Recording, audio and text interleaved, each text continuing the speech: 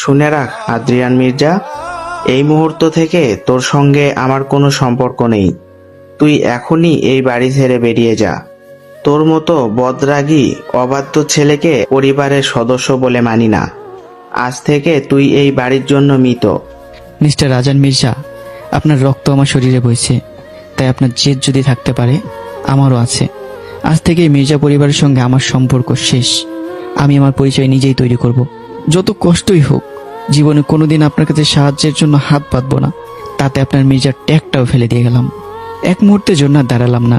শেষবারের মতো চারদিকে তাকিয়ে নীরবে বাড়ি থেকে বেরিয়ে এলাম। রাত তখন গভীর, খালি পায়ে হাঁটছি। শহরের রাস্তায় যাদের সঙ্গে দেখা হচ্ছে, সবাই যেন মোবাইলের পর্দায় দেখা সেই খবরের সঙ্গে আমার মুখ মিলিয়ে দেখছে। কেউ ফিসফিস করছে, কেউ চাপা হাসছে, কেউ আবার আঙ্গুল তুলে দেখিয়ে বলছে। হাজার হাজার মানুষের কোলাহলে মুখরিত বিশাল রাজকীয় বিয়ের আসর। ঝাড়বাতির ঝলমলে আলোয় আলোকিত পুরো প্রাসাদ। দেশের শীর্ষস্থানীয় শিল্পপতি, প্রভাবশালী রাজনীতিবিদ, মন্ত্রী, আমলা, বিদেশি অতিথি, সবার উপস্থিতিতে যেন এক রাজকীয় উৎসবের আয়োজন। আর সেই আয়োজনের কেন্দ্রবিন্দুতে দাঁড়িয়ে আছে একটাই নাম, আমি, আদ্রিয়ান মির্জা। বাংলাদেশের ব্যবসায়িক জগতের এমন এক কিংবদন্তি, যার নাম শুনলে বড় বড় শিল্পপতিরা হিসাব করে কথা বলে। ক্ষমতাবান রাজনীতিবিদরাও আমাকে অবহেলা করার সাহস পায় না। আমি শুধু একজন মানুষ না, যেন একটি ব্র্যান্ড। কিন্তু অদ্ভুত বিষয় হলো, আমার ছবি কখনো সংবাদপত্রের প্রথম পাতায় কিংবা টেলিভিশনের পর্দায় খুব একটা দেখা যায়নি। তবু আমার নামটাই যথেষ্ট ছিল মানুষের মনে ভয়ের ঝড় তোলার জন্য। তবে আমার পরিচয়ের সবচেয়ে ভয়ঙ্কর অংশ ছিল আমার রাগ। ব্যবসায়িক মহলে একটা কথা প্রায় কিংবদন্তির মতোই প্রচলিত, পৃথিবীর সবচেয়ে ভয়ঙ্কর জিনিসের তালিকা যদি কখনো তৈরি হয়, তাহলে আদ্রিয়ান মির্জার রাগ থাকবে প্রথম সারিতে। কারণ সে রাগের সামনে দাঁড়ানোর সাহস খুব কম মানুষেরই ছিল। আর আজ আমারই জীবনের সবচেয়ে বড় আনন্দের দিন। আজ আমার বিয়ে। যে মেয়েটিকে আমি বছরের পর বছর ভালোবেসেছি, আর সেই রাহি আমার স্ত্রী হয়ে নতুন জীবনে পা রাখবে। সবকিছু ঠিকঠাকই চলছিল, কিন্তু ভাগ্য যেন অন্য এক নিষ্ঠুর নাটকের চিত্রনাট্য লিখে রেখেছিল। হঠাৎ করে বিয়ের আসরে ছড়িয়ে পড়ল একটি খবর। প্রথমে ফিসফাস, তারপর গুঞ্জন, আর পরের মুহূর্তে সেই গুঞ্জন দাবানলের মতো পুরো অনুষ্ঠানে ছড়িয়ে পড়ল। কোনে নেই, রাহি পালিয়ে গেছে। একটিমাত্র বাক্য যেন মুহূর্তের মধ্যেই আমার সমস্ত সম্মান মাটিতে মিশিয়ে দিল। বিশাল হলরুমে উপস্থিত আরো মানুষ বিস্ময় একে অপরের দিকে তাকিয়ে রইল। তারপর কেউ মুখ চেপে হাসলো, কেউ চোখাচোখি করে বিদ্রুপ করলো, আবার কেউ নিচু স্বরে কটাক্ষ ছুড়ে দিল। সেই হাসির শব্দগুলো যেন ধারালো ছুরির মতো বারবার আঘাত করতে লাগলো আমার হৃদয়ে, আমার সম্মানে। ঠিক তখনই দৌড়ে এলো আমার ছোট বোন মাহি। তার নিঃশ্বাস দ্রুত ওঠানামা করছে। ভাইয়া, এই চিঠিটার একটা পেনড্রাইভ পাওয়া গেছে। আমি কোনো কথা বললাম না, শুধু ধীরে ধীরে চিঠিটা হাতে তুলে নিলাম। আমার আঙ্গুলগুলো এতটাই শক্ত হয়েছিল যে কাগজটা প্রায় ভাঁজ হয়ে যাচ্ছিল। চিঠিটা খুলতেই ভেসে উঠল রাহির কণ্ঠে কয়েকটি লাইন। মিস্টার আদ্রিয়ান মির্জা, তোমাকে চিঠি লেখার কোনো ইচ্ছেই ছিল না, কিন্তু কেন আমি পালিয়ে গেলাম সেটা শুধু তুমি নয়, আজ বিয়ের আসরে উপস্থিত সবাই জানো। তুমি তো নিজেকে খুব সাহসী ভাবো, তাহলে এই পেন ড্রাইভটা বিয়ের হলের বড় স্ক্রিনে চালিয়ে দেখো, সব উত্তর পেয়ে যাবে।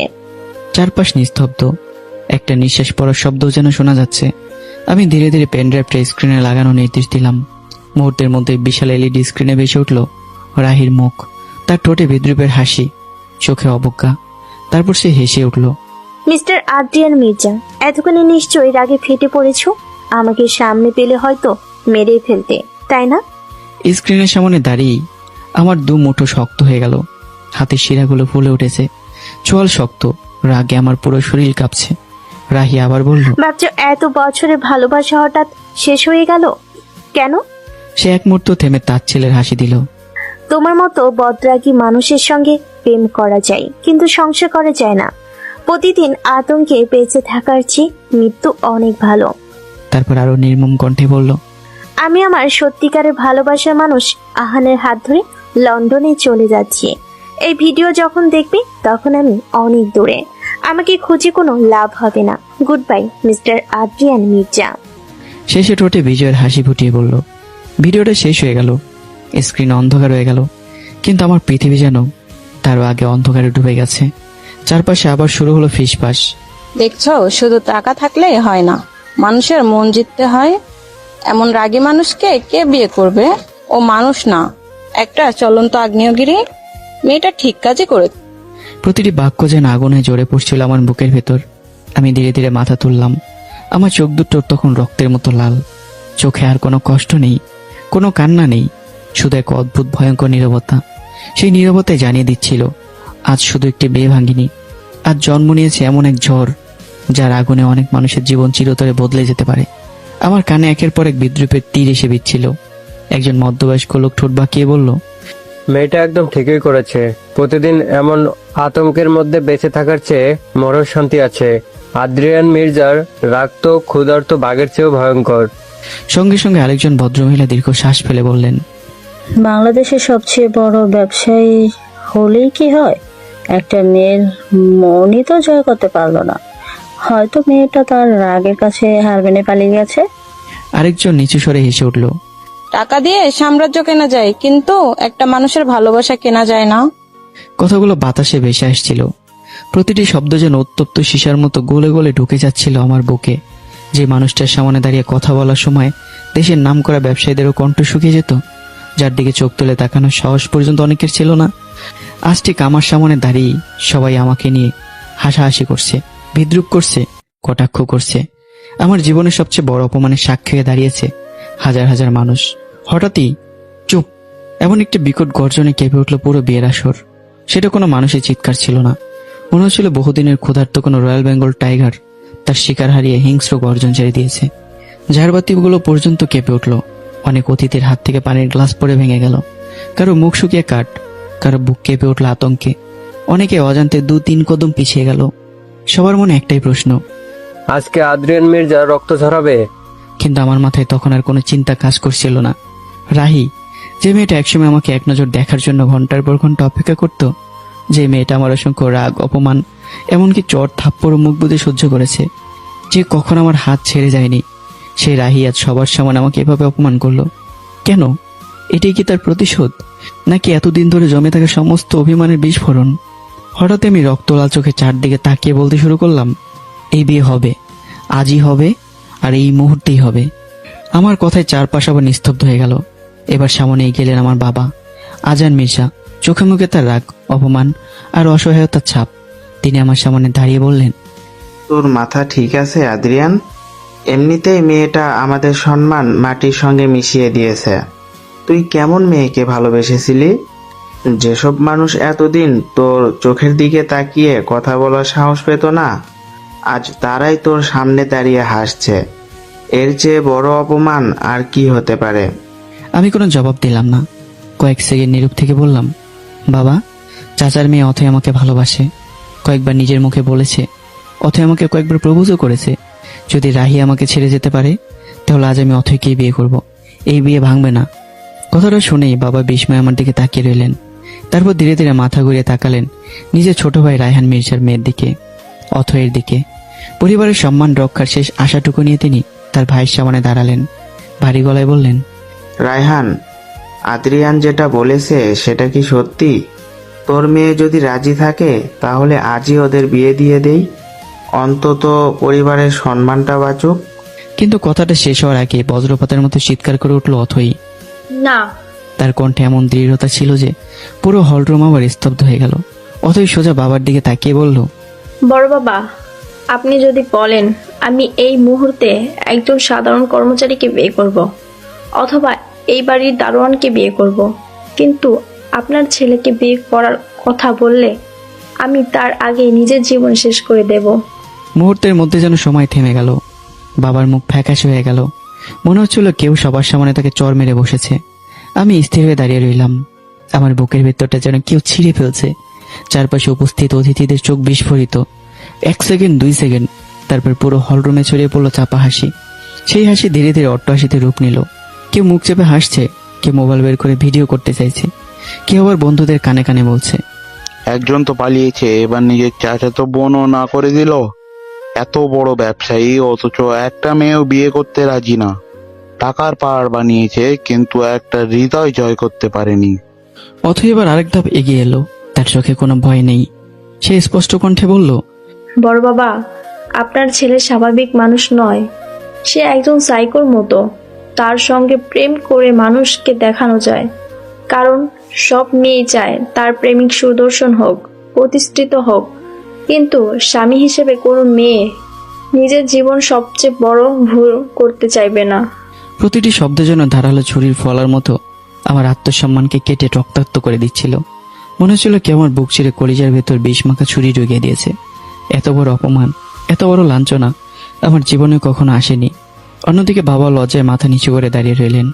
দেশের প্রভাবশালী মন্ত্রী, বিখ্যাত শিল্পপতি, বিদেশি অতিথি, আত্মীয় স্বজন সবার সামনে মির্জা পরিবারের সম্মান মুহূর্তের মধ্যে ধুলোয় মিশে গেছে। মাথা তুলে কারো চোখের দিকে তাকানোর শক্তিটুকু যেন হারিয়ে ফেলেছেন তিনি। এদিকে একে একে অতিথিরা হল ছেড়ে বেরিয়ে যেতে লাগলো, কিন্তু যাওয়ার সময় বিদ্রুপ থামলো না। একজন নামকরা ব্যবসায়ী হাসতে হাসতে বলল, ব্যবসায় বড় হওয়ায় সবকিছু নয় মির্জা সাহেব, মানুষের মন জয় করাটাও আসল সফলতা। আরেকজন কাঁধ ঝাঁকিয়ে বলল, সব মেয়ে টাকার জন্য প্রেম করে, এই ধারণা ভুল। টাকা দেখে কাছে আসে অনেকেই, কিন্তু সম্মান না থাকলে কেউ সারা জীবন পাশে থাকে না। একজন মন্ত্রী গাড়িতে উঠতে উঠতে ব্যঙ্গর হাসি দিয়ে বলল, যে নিজের রাগকে জয় করতে পারে না সে পৃথিবীর সব ব্যবসা জিতলেও জীবনের সবচেয়ে গুরুত্বপূর্ণ সম্পর্কটা হারিয়ে ফেলে। আরেকজন শিল্পপতি হেসে বলল, হাজার কোটি টাকার মালিক হয়েও আজ একজন সাধারণ মানুষের চেয়েও বেশি অসহায় দেখাচ্ছে আদ্রিয়ান মির্জাকে। এক আত্মীয় তো বলেই ফেললো, কি অবস্থা দেখো আদ্রিয়ান মির্জার, মূল্য একটা দারোয়ানের সাথে। তার চাচাতো বোন দারোয়ানকে বিয়ে করবে, কিন্তু আদ্রিয়ান মির্জাকে বিয়ে করবে না। চারদিকে শুধু হাসি, বিদ্রুপ, কটাক্ষ, আর সে হাজারো কণ্ঠের মাঝখানে আমি নিশ্চুপ হয়ে দাঁড়িয়ে রইলাম। আমার দু চোখ রক্তবর্ণ, মুষ্টিবদ্ধ হাত থেকে টপটপ করে রক্ত ঝরছে। কারণ নিজের নখের আঘাতে কখন যে হাতের তালু ছিঁড়ে ফেলেছি আমি নিজেও বুঝতে পারিনি। শুধু আমার বুকের ভেতর একটাই আগুন জ্বলছিল, এই অপমানের হিসাব আমি একদিন অবশ্যই নেব। বিয়ের আসর তখন প্রায় ফাঁকা। হাজার হাজার মানুষের ভিড়ের জায়গায় এখন হাতে গোনা কয়েকজন ঘনিষ্ঠ আত্মীয় স্বজন দাঁড়িয়ে আছে, কিন্তু সেই নীরবতার মাঝেও অপমানের আগুন যেন আরো তীব্র হয়ে উঠছিল। ঠিক তখনই অথয় আবারও বিকট চিৎকারে নীরবতা ভেঙে দিল। তার চোখে ঘৃণা, ঠোঁটে তাচ্ছিল্যের হাসি। সে আঙ্গুল তুলে আমার দিকে তাকিয়ে বলল, আদ্রিয়ান ভাইয়া, সত্যটা আজ সবাই জেনে যাক। আমি আমার বান্ধবীদের সঙ্গে বাড়ি ধরে তোমার সঙ্গে প্রেম করার অভিনয় করেছিলাম, কিন্তু মরে গেলেও তোমাকে বিয়ে করব না। কথাটা শুনে উপস্থিত সবাই স্তব্ধ হয়ে গেল। অথই থামলো না, সে আরো কঠিন কণ্ঠে বলল, তুমি যদি মির্জা পরিবারের ছেলে না হতে, যদি তোমার বাবার হাজার কোটি টাকা ব্যবসা না থাকতো, যদি দামি গাড়ি আর ক্ষমতা না থাকতো, তাহলে কোনো মেয়ে তোমার দিকে ফিরেও তাকাতো না। সবাই তোমার টাকা আর পরিচয়ের জন্য তোমার পাশে ছিল, কিন্তু স্বামী হিসেবে কোনো মেয়ে কেউ কোনোদিনও মেনে নেবে না। প্রতিটি শব্দই যেন আমার আত্মসম্মানের উপর নির্মম হাতুড়ির আঘাত হয়ে পড়ছিল। চুপ, একদম চুপ, আর একটা কথা বলবি না, নয়তো আমি তোর জিভ টেনে ছিঁড়ে ফেলবো। কিন্তু অথই ভয় পেল না, বরং এক পা সামনে এগিয়ে এসে দৃঢ় কণ্ঠে বলল, তুমি চাইলে আমাকে মারতে পারো, রক্তাক্ত করতে পারো, মানুষকে মারধর করা তো তোমার প্রতিদিনের অভ্যাস, কিন্তু একটা কথা মনে রেখো, তোমাকে কোনো মেয়েই বিয়ে করবে না। তুমি সারা জীবন একাই থাকবে। আর সহ্য করতে পারলাম না আমি। আমার ভেতরে জমে থাকা রাগ মুহূর্তেই বিস্ফোরিত হলো। আমি নিজের উপর থেকে নিয়ন্ত্রণ হারিয়ে ফেললাম। মুহূর্তের মধ্যে এগিয়ে গিয়ে সজোরে একটা চর বসিয়ে দিলাম অথয়ের গালে, তারপর আরেকটা। প্রচন্ড আঘাতে অথই কয়েক হাত দূরে ছিটকে পড়ে গেল। মেঝেতে পড়তেই তার ঠোঁট ফেটে রক্ত বেরিয়ে এলো। চারদিকে আতঙ্ক ছড়িয়ে পড়ল। চিৎকার করে দৌড়ে গেল তার মা। রায়হান মির্জাও ছুটে এলেন মেয়ের দিকে। অন্যদিকে দৃশ্য দেখে নিজেকে সামলাতে পারলেন না বাবা। তিনি ঝড়ের বেগে আমার সামনে এসে ঠাস ঠাস করে পরপর দুটি চর বসিয়ে দিলেন আমার গালে। সেই শব্দ যেন পুরো হলরুম আবার কেঁপে উঠল। বাবার আগে কাঁপতে কাঁপতে বললেন, কেন মারলি ওকে? কি ভুল করেছে ও? কি ভুল বলেছে অথই? তুই একবার চিন্তা করে দেখ, সে দারোয়ানকে বিয়ে করতে রাজি আছে, কিন্তু তোকে না। 2 টাকার মূল্যও নেই তোর। ছোটবেলা থেকেই তোর এই ভয়ঙ্কর রাগের জন্য আত্মীয় স্বজন কেউ তোর কাছে আসতে চায় না। যাকে এত ভালোবাসলি সেই মেয়েটাই আজ আমাদের মান সম্মান মাটিতে মিশিয়ে দিয়ে পালিয়ে গেল। তিনি থামলেন, তারপর বুকের উপর হাত রেখে বললেন, মানুষ তোকে আদ্রিয়ান মির্জা নামে চেনে কেন জানিস? কারণ তোর নামের পাশে আমার নাম আছে। আমি আজান মির্জা। তুই আমার ব্যবসাকে বড় করেছিস, এটা সত্যি, কিন্তু সেই ব্যবসা আমার, সেই পরিচয় আমার। একদিন যদি সব ছেড়ে বেরিয়ে যাস, দেখবি তোর এই অহংকারের দাম কেউ দেবে না। কথাগুলো ছুরির মতো বিঁধল আমার হৃদয়ে। আমি রাগ আর কষ্টে কাঁপতে কাঁপতে বললাম, বাবা, আমি কোনোদিন তোমার ব্যবসায় আসতে চাইনি। আমার স্বপ্ন ছিল বিশ্ববিদ্যালয়ের শিক্ষক হব। তুমি আমাকে জোর করে এই ব্যবসায় বসিয়েছো। বাবা তিক্ত এসে মাথা নাড়লেন। হ্যাঁ, সেটাই আমার জীবনের সবচেয়ে বড় ভুল। এমন একজন মানুষকে ব্যবসার দায়িত্ব দিয়েছি যে নিজের রাগটাকেই নিয়ন্ত্রণ করতে পারে না।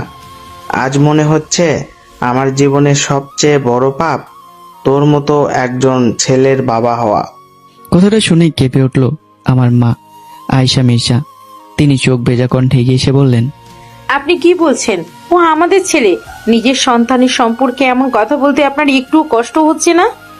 বাবা ঘুরে মার দিকে তাকালেন। তার কণ্ঠে তখন আগুন। চুপ, একদম চুপ।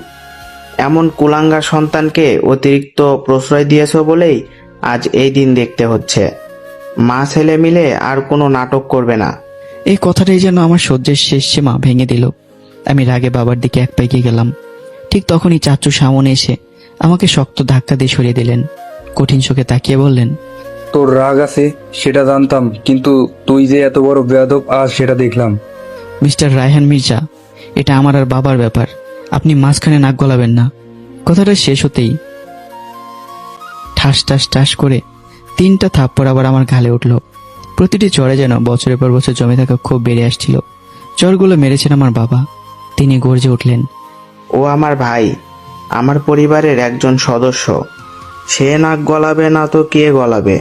তারপর কাপা অথচ কঠোর কণ্ঠে জীবনের সবচেয়ে নির্মম সিদ্ধান্ত শুনিয়ে দিলেন, শুনে রাখ আদ্রিয়ান মির্জা, এই মুহূর্ত থেকে তোর সঙ্গে আমার কোনো সম্পর্ক নেই। তুই এখনই এই বাড়ি ছেড়ে বেরিয়ে যা। তোর মতো বদরাগী অবাধ্য ছেলেকে আমি আর পরিবারের সদস্য বলে মানি না। আজ থেকে তুই এই বাড়ির জন্য মৃত। বাক্যগুলো শেষ হতেই পুরো বাড়ি নিস্তব্ধ হয়ে গেল। মা স্তব্ধ হয়ে বাবার দিকে তাকিয়ে রইল।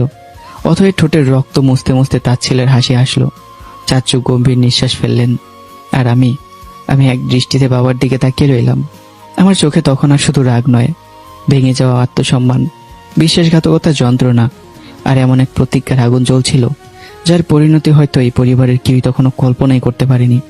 মা আর সহ্য করতে পারলেন না। আমার দিকে এক পা এগিয়ে কিছু বলতে যাচ্ছিলেন, কিন্তু তার আগেই বাবা হাত তুলে মাকে থামিয়ে দিলেন। গভীর কঠোর কণ্ঠে বললেন, আয়শা, একটাও কথা বলবে না। আজ ওকে বুঝতে দাও বাবা ছাড়া সে কতটা অসহায়। আমার নাম, আমার টাকা, আমার বাড়ি, আমার গাড়ি, এসব ছাড়া বাইরের পৃথিবীতে ওর 2 টাকার মূল্যও নেই। আজ ও নিজের চোখেই সেটা দেখুক। শেষ পর্যন্ত ওকেই আমার কাছে ফিরে আসতে হবে। কথাগুলো যেন আগুন হয়ে ঝরে পড়ল আমার বুকে। আমার বুক ওঠানামা করছে। চোখের রক্তিম আভা আরো গাঢ় হয়ে উঠেছে। রাগ, অপমান আর কষ্টে আমার পুরো শরীর কাঁপছে। অনেকক্ষণ নিজের আবেগকে আটকে রাখার চেষ্টা করলাম। তারপর বললাম, মিস্টার রাজান মির্জা, আপনার রক্ত আমার শরীরে বইছে, তাই আপনার জেদ যদি থাকতে পারে, আমারও আছে। আজ থেকে মির্জা পরিবারের সঙ্গে আমার সম্পর্ক শেষ। আমি আমার পরিচয় নিজেই তৈরি করব।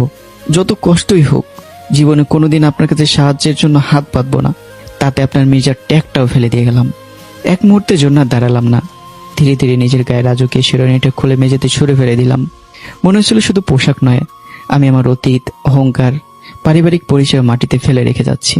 দ্রুত নিজের ঘরে ঢুকে একটা ছোট্ট ব্যাগে শুধু শিক্ষা জীবনের সার্টিফিকেট আর প্রয়োজনীয় কয়েকটি কাগজপত্র নিলাম।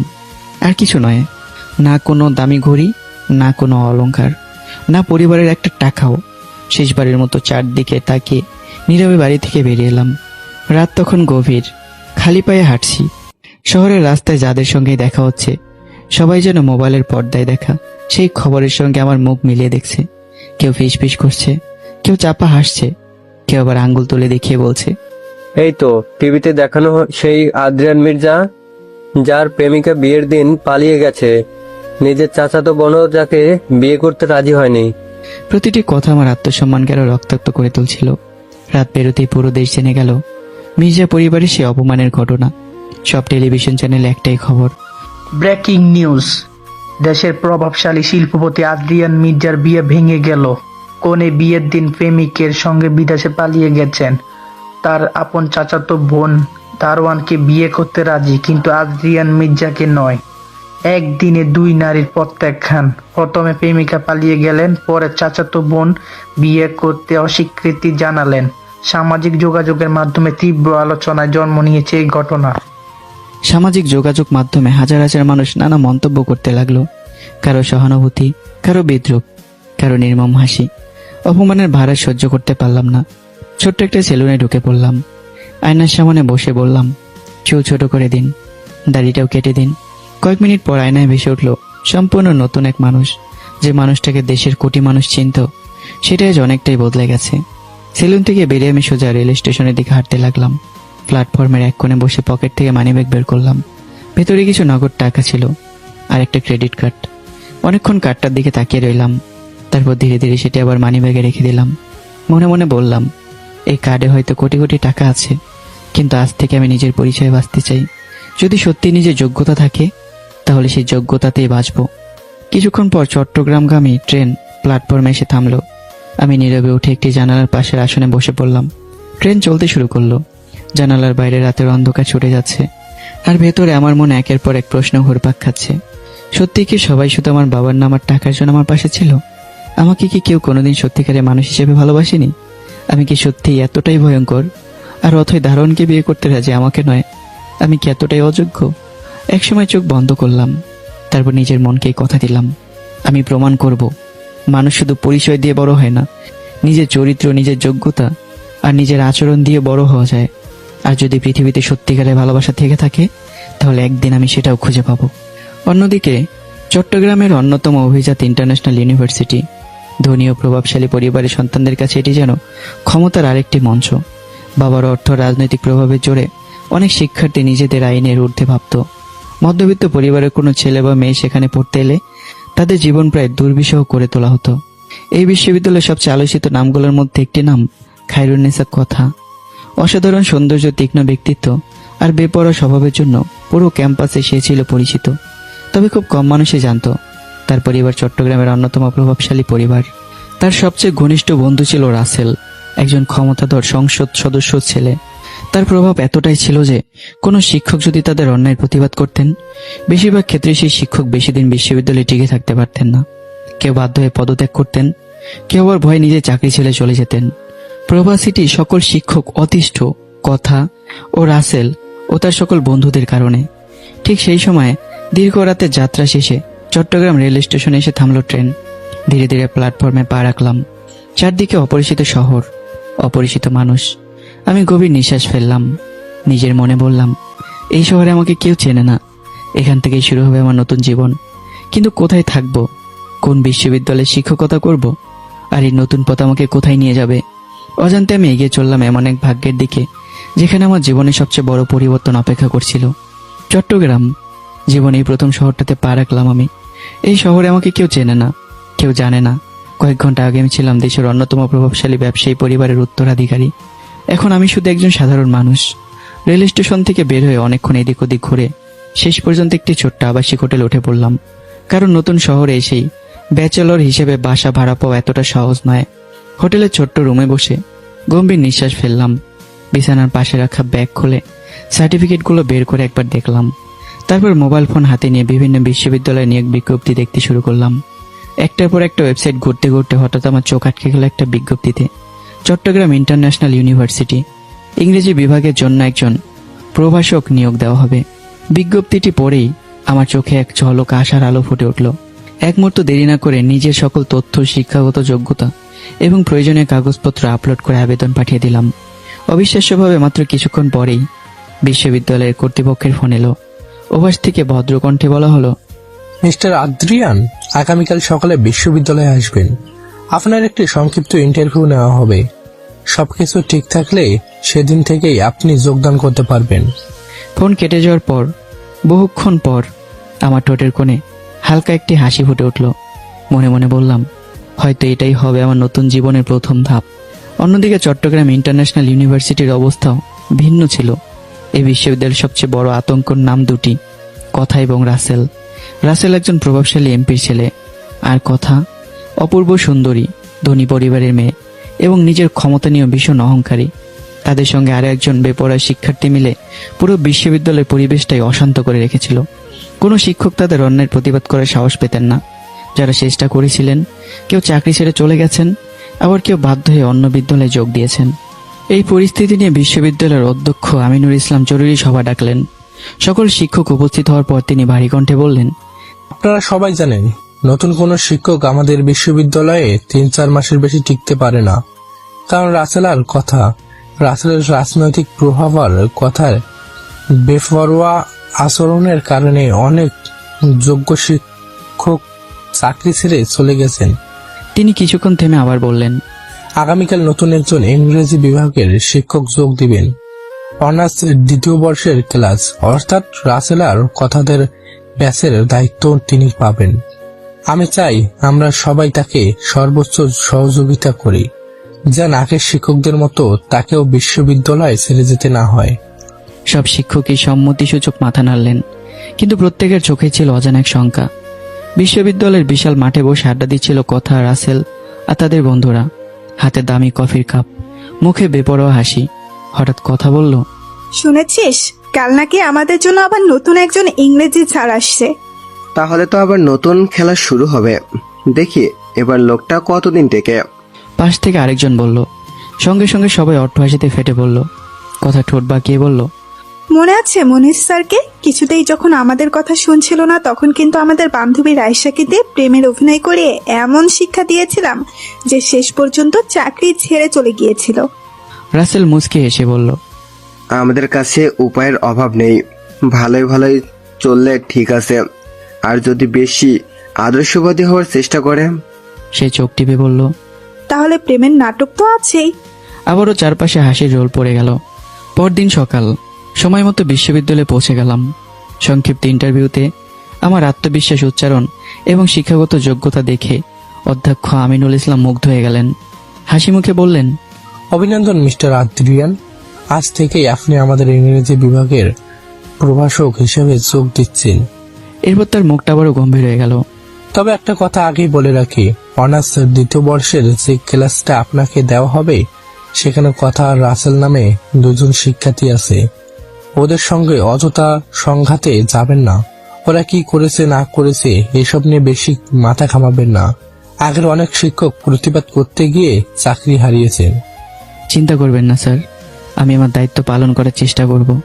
অধ্যক্ষ হালকা স্বস্তির হাসি দিয়ে বললেন, তাহলে চলুন আজ থেকে আপনার প্রথম ক্লাস শুরু হোক। কিছুক্ষণ পর অনার্স 2য় বর্ষের ক্লাসরুম। অধ্যক্ষ দরজা খুলে ভেতরে ঢুকতে পুরো ক্লাস নিস্তব্ধ হয়ে গেল। তিনি বললেন, তোমাদের সঙ্গে পরিচয় করিয়ে দিচ্ছি, উনি তোমাদের নতুন ইংরেজি শিক্ষক মিস্টার আদ্রিয়ান। আজ থেকে সবাই ওনাকে সম্মান করবে এবং সহযোগিতা করবে। কথাগুলো বলে অধ্যক্ষ আর এক মুহূর্ত দাঁড়ালেন না। তিনি জানতেন এই ক্লাসে বেশি সময় থাকা মানেই অকারণে ঝামেলায় জড়িয়ে পড়া। অধ্যক্ষ বেরিয়ে যেতেই পুরো ক্লাসের দৃষ্টি গিয়ে থামলো আমার উপর। রাসেল মাথা থেকে পা পর্যন্ত আমাকে গভীরভাবে পর্যবেক্ষণ করলো। অন্যদিকে কথা এক দৃষ্টিতে তাকিয়ে রইল। তার চোখে কৌতূহল, মুখে রহস্যময় হাসি। সে ধীরে ধীরে রাসেলের কানের কাছে মুখ নিয়ে ফিসফিস করে বলল, দোস্ত, নতুন স্যারটা কিন্তু ভীষণ হ্যান্ডসাম। রাসেল ভুরু তুলে তাকালো। কথা মুচকে এসে আবার বলল, যদি সহজে আমাদের নিয়ন্ত্রণে না আসে তাহলে আমি নিজেই প্রেমের অভিনয় শুরু করব। অন্তত এমন হ্যান্ডসাম একটা ছেলের সঙ্গে কিছুদিন অভিনয় করে সময় কাটানো যাবে। কথাটা শুনে রাসেল সহ পুরো বন্ধুমহল চাপা হাসিতে ফেটে পড়ল। আর ক্লাসরুমের একদম সামনে দাঁড়িয়ে থাকা আমি তখনও জানতাম না আমার নতুন জীবনের প্রথম ক্লাসই হতে চলেছে এমন এক যুদ্ধের সূচনা, যা শুধু শিক্ষক আর ছাত্রের লড়াই নয়, বরং দুটো সম্পূর্ণ ভিন্ন ব্যক্তিত্বের সংঘর্ষের ইতিহাস হয়ে থাকবে। অধ্যক্ষ আমিনুল ইসলাম ক্লাসরুম থেকে বেরিয়ে যেতেই পুরো কক্ষ আগের মতো কোলাহলে ভরে উঠল। কেউ মোবাইল নিয়ে ব্যস্ত, কেউ উচ্চস্বরে গল্প করছে, কেউ আবার এই শেষে আড্ডায় মেতে উঠেছে। যেন কয়েক সেকেন্ড আগেই একজন নতুন শিক্ষক ক্লাসে এসেছেন, এমন কোনো ঘটনাই ঘটেনি।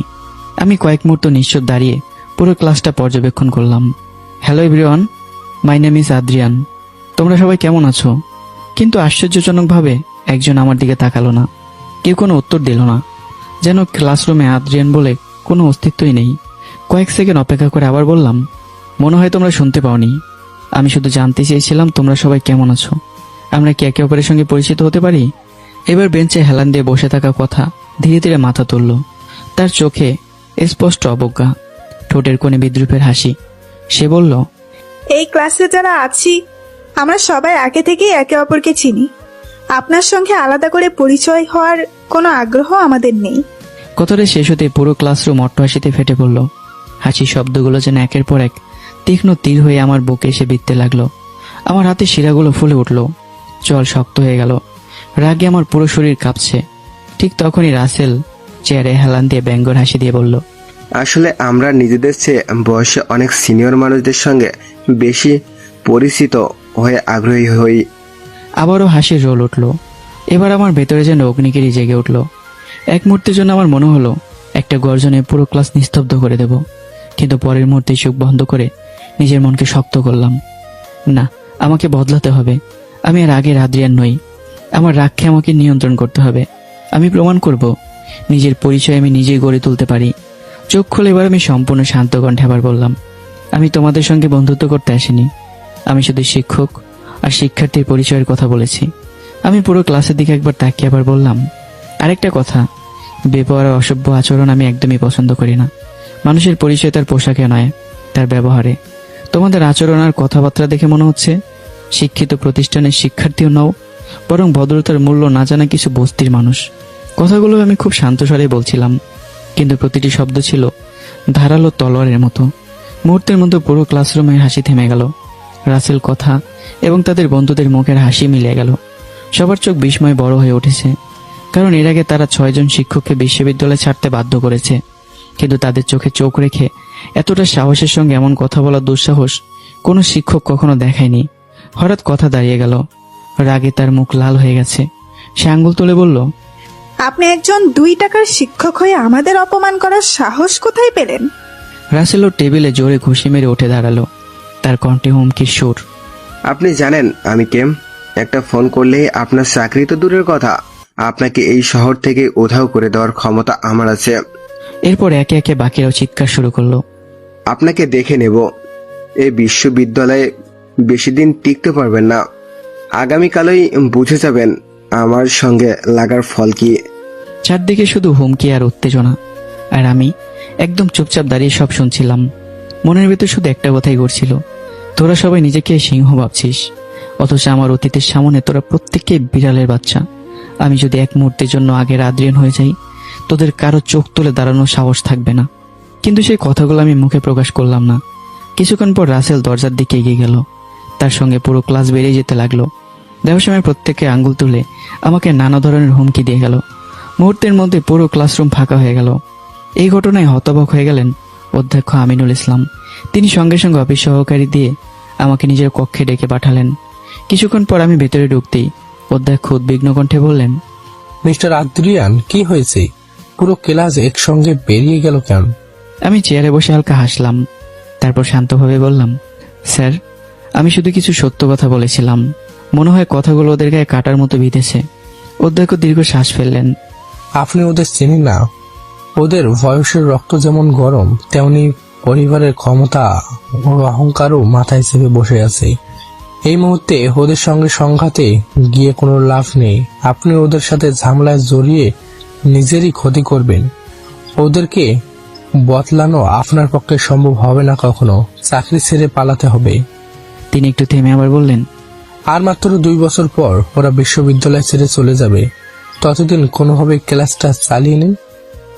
বিশ্বাস করুন, ওদের বদলানো আপনার পক্ষে সম্ভব নয়। আমি কোনো উত্তর দিলাম না। আমার ঠোঁটের কোণে রহস্যময় হাসি ফুটে উঠল। তারপর ধীরে ধীরে অধ্যক্ষর কক্ষ ছেড়ে বেরিয়ে এলাম। করিডোর দিয়ে হাঁটতে হাঁটতেই মনে মনে বললাম, স্যার, আপনি জানেন না আমি আসলে কে। আমি যদি 5 মিনিটের জন্য আমার পুরনো রূপে ফিরে যাই, তাহলে আজ যারা আমাকে হুমকি দিল তারা আমার সামনেও দাঁড়াতে ভয় পাবে। কিন্তু না, আমি সেই আদ্রিয়ান মির্জা হয়ে ফিরব না। এবার আমি রাগ দিয়ে নয়, চরিত্র, ধৈর্য আর ন্যায় দিয়ে জিতব।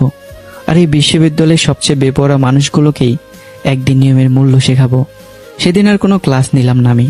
প্রথম দিনের অভিজ্ঞতাই আমাকে বুঝিয়ে দিয়েছিল, এই বিশ্ববিদ্যালয়ে পড়তে হলে শুধু বইয়ের জ্ঞান যথেষ্ট নয়, প্রয়োজন অসীম ধৈর্য আর মানসিক শক্তির।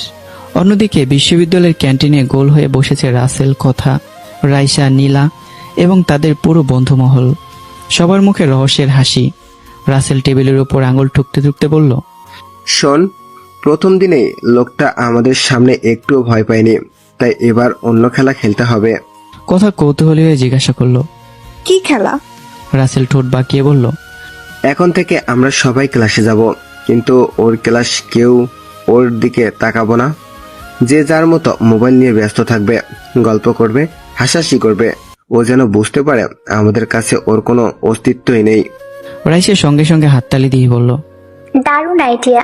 রাগে আর অপমানে নিজেই চাকরি ছেড়ে পালাবে। মুহূর্তে পুরো টেবিল হাসিতে ফেটে পড়ল। তাদের অজান্তে সেই হাসির আড়ালে নতুন এক মানসিক যুদ্ধের সূচনা হয়ে গেল। অন্যদিকে ফাঁকা ক্লাসরুমে একা বসেছিলাম আমি। জানালার বাইরে তাকিয়ে যেন নিজের জীবনটার কথাই ভাবছিলাম। ঠিক তখনই দরজায় হালকা নক করে ভেতরে ঢুকলেন একজন তরুণী শিক্ষিকা। তার নাম অনন্যা, মুখে ভদ্র হাসি। তিনি বললেন, আসতে পারি আদ্রিয়ান স্যার? আমি উঠে দাঁড়িয়ে বিনীত কণ্ঠে বললাম, অবশ্যই, আসুন। অনন্যা মুচকি এসে বললেন, আমি অনন্যা, এই বিশ্ববিদ্যালয়ের ইংরেজি বিভাগেরই একজন প্রভাষক, অর্থাৎ আপনার সহকর্মী। আমি সৌজন্য বজায় রেখে বললাম, আপনার সঙ্গে পরিচিত হয়ে ভালো লাগলো। আশা করি একসঙ্গে ভালোভাবে কাজ করতে পারবো। অনন্যার মুখের হাসিটা ধীরে ধীরে মিলিয়ে গেল। তিনি গম্ভীর কণ্ঠে বললেন, জানেন আপনাকে ওই ক্লাসটা কেন দেওয়া হয়েছে? আমি বুড়ো কুচকে তার দিকে তাকালাম। অনন্যা দীর্ঘ শ্বাস ফেলে বললেন, এই ক্লাসে এখন পর্যন্ত যত শিক্ষক এসেছেন কেউ 3-4 মাসের বেশি টিকতে পারেননি। আমরা সবাই সরাসরি অধ্যক্ষকে বলে দিয়েছিলাম ওই ক্লাসের দায়িত্ব দিলে চাকরি ছেড়ে দেব, তাই শেষ পর্যন্ত দায়িত্বটা আপনার কাঁধেই পড়েছে। তিনি কিছুক্ষণ থেমে আবার বললেন, যদি কখনো ওই ক্লাসের শিক্ষার্থীদের সত্যিকারের মানুষ বানাতে পারেন, তাহলে সেটা শুধু এই বিশ্ববিদ্যালয় নয়, পুরো প্রতিষ্ঠানের ইতিহাস হয়ে থাকবে। কথাগুলো বলেই অনন্যা ধীরে ধীরে বেরিয়ে গেলেন। তিনি চলে যেতেই আমি চেয়ারে হেলান দিয়ে চোখ বন্ধ করলাম। মনের ভিতর চাপায় হাসি ফুটে উঠল। আমার চেয়ে বেশি বদরেগী আর বেপরোয়া মানুষ হয়তো এই দেশের মাটিতে খুব কমই আছে। এরা এখনো জানে না আমি কে। তবে না, এবার আমি আগের পথ বেছে নেব না। যতক্ষণ সম্ভব ধৈর্য ধরব, আর যদি কখনো প্রয়োজন হয় তখন নিয়মের মধ্যে ওদের শিখিয়ে দেব। এদিকে ক্যান্টিন আবার আলোচনা শুরু হয়েছে। রাসেল বিরক্ত গলায় বলল, আজ দেখলি তো, লোকটা একটু উত্তেজিত হলো না, উল্টো ঠান্ডা মাথায় আমাদের অপমান করে দিল। রীতিমতো আমাদের আত্মসম্মানে দাঁড়ালো, ছুরি চালিয়ে দিয়েছে। রাইসের ঠোঁট বাঁকিয়ে কথার দিকে তাকালো। কথা এবার তোর নামতে হবে। কথা ভুরু তুলল। মানে? রাইসা হেসে বলল, তুই যদি একটু নিজের স্টাইল বদলাস, একটু মেয়েলি সাজে থাকিস, আমি বাজি ধরে বলতে পারি এই শহরে তোর মতো সুন্দরী মেয়ে খুঁজে পাওয়া কঠিন। এমনিতেই বিশ্ববিদ্যালয়ের অর্ধেক ছেলে তোকে দেখে পাগল, এই নতুন স্যারও ব্যতিক্রম হবে না। নীলাও হেসে বলল, আগে শিক্ষকদের মতো একবারও প্রেমের অভিনয় সবচেয়ে বড় অস্ত্র। কথা কিছুক্ষণ চুপ করে রইল। তারপর আত্মবিশ্বাসে হাসি দিয়ে বলল, ঠিক আছে, তোরা যখন এত বলছিস তাহলে একটু অভিনয় করেই দেখি নতুন স্যার কতটা শক্ত। তাদের কেউই বুঝতে পারল না যে মানুষটাকে তারা সহজ শিকার ভাবছে। সে এমন এক অতীত নিয়ে বেঁচে আছে যেখানে বিশ্বাসঘাতকতার মিথ্যা ভালোবাসার মূল্য সে নিজের জীবন দিয়েই শিখেছে। এভাবে কেটে গেল 15টি দিন। প্রতিদিন একই দৃশ্য। আমি ক্লাসে ঢুকি। ক্লাসে উপস্থিত থাকে রাসেল, কথা, রাইসা, নীলা এবং তাদের পুরো দল। কিন্তু কেউ আমাকে শিক্ষক হিসেবে গুরুত্ব দেয় না। কেউ মোবাইলে ব্যস্ত, কেউ ইয়ারফোন কানে দিয়ে গান শোনে, কেউ গল্প করে, কেউ আবার ইচ্ছে করে উচ্চস্বরে হাসে। 15 দিনের মধ্যে একবারও তারা আমার ক্লাসকে স্বাভাবিক হতে দেয়নি। বাইরে থেকে শান্ত থাকলেও ভেতরে ভেতরে আমি বুঝতে পারছিলাম এটা সাধারণ দুষ্টুমি নয়, এটা পরিকল্পিত মানসিক নির্যাতন। অন্যদিকে মির্জা ম্যানশনে তখনও অপমানের ক্ষত শুকায়নি। এক বিকেল অথই ফোন করলো রাহিকে। ফোন ধরতে রাহির কণ্ঠ ভেসে এলো, কিরে অথই, শুনেছি তুইও নাকি সবার সামনে আদ্রিয়ানকে বিয়ে করতে অস্বীকার করেছিস। অথই কয়েক মুহূর্ত চুপ থেকে বলল, আমি ভেবেছিলাম তুমি শেষ পর্যন্ত আদ্রিয়ান ভাইকে বিয়ে করবে, কিন্তু তুই যেভাবে শেষ মুহূর্তে সবাইকে সামনে রেখে চলে গেল, এত বড় অপমান করবে সেটা কখনো ভাবিনি। রাহি ঠান্ডা গলায় বলল, ওটা আমার সিদ্ধান্ত ছিল। আমি আমার মতো করেই প্রতিশোধ নিয়েছি। সারা দেশের সামনে আদ্রিয়ান মির্জার মাথা নত হয়েছে। যে মানুষটা আমাকে বছরের পর বছর কষ্ট দিয়েছে, আজ সে নিজেই সেই কষ্টের স্বাদ পেয়েছে। এখন আমার মন শান্ত। অথই ধীরে ধীরে বলল, বিশ্বাস কর রাহি আপু, আমি সত্যি এক সময় আদ্রিয়ান ভাইকে ভালোবাসতাম। 4 বার নিজের মুখে বলছি, কিন্তু সে আমাকে কখনো গুরুত্ব দেয়নি। পরে জানতে পারলাম তোমার সঙ্গে তার সম্পর্ক। সেই দিন বিয়ের আসরের সুযোগ পেয়ে আমি নিজের অপমানের প্রতিশোধ নিয়েছি।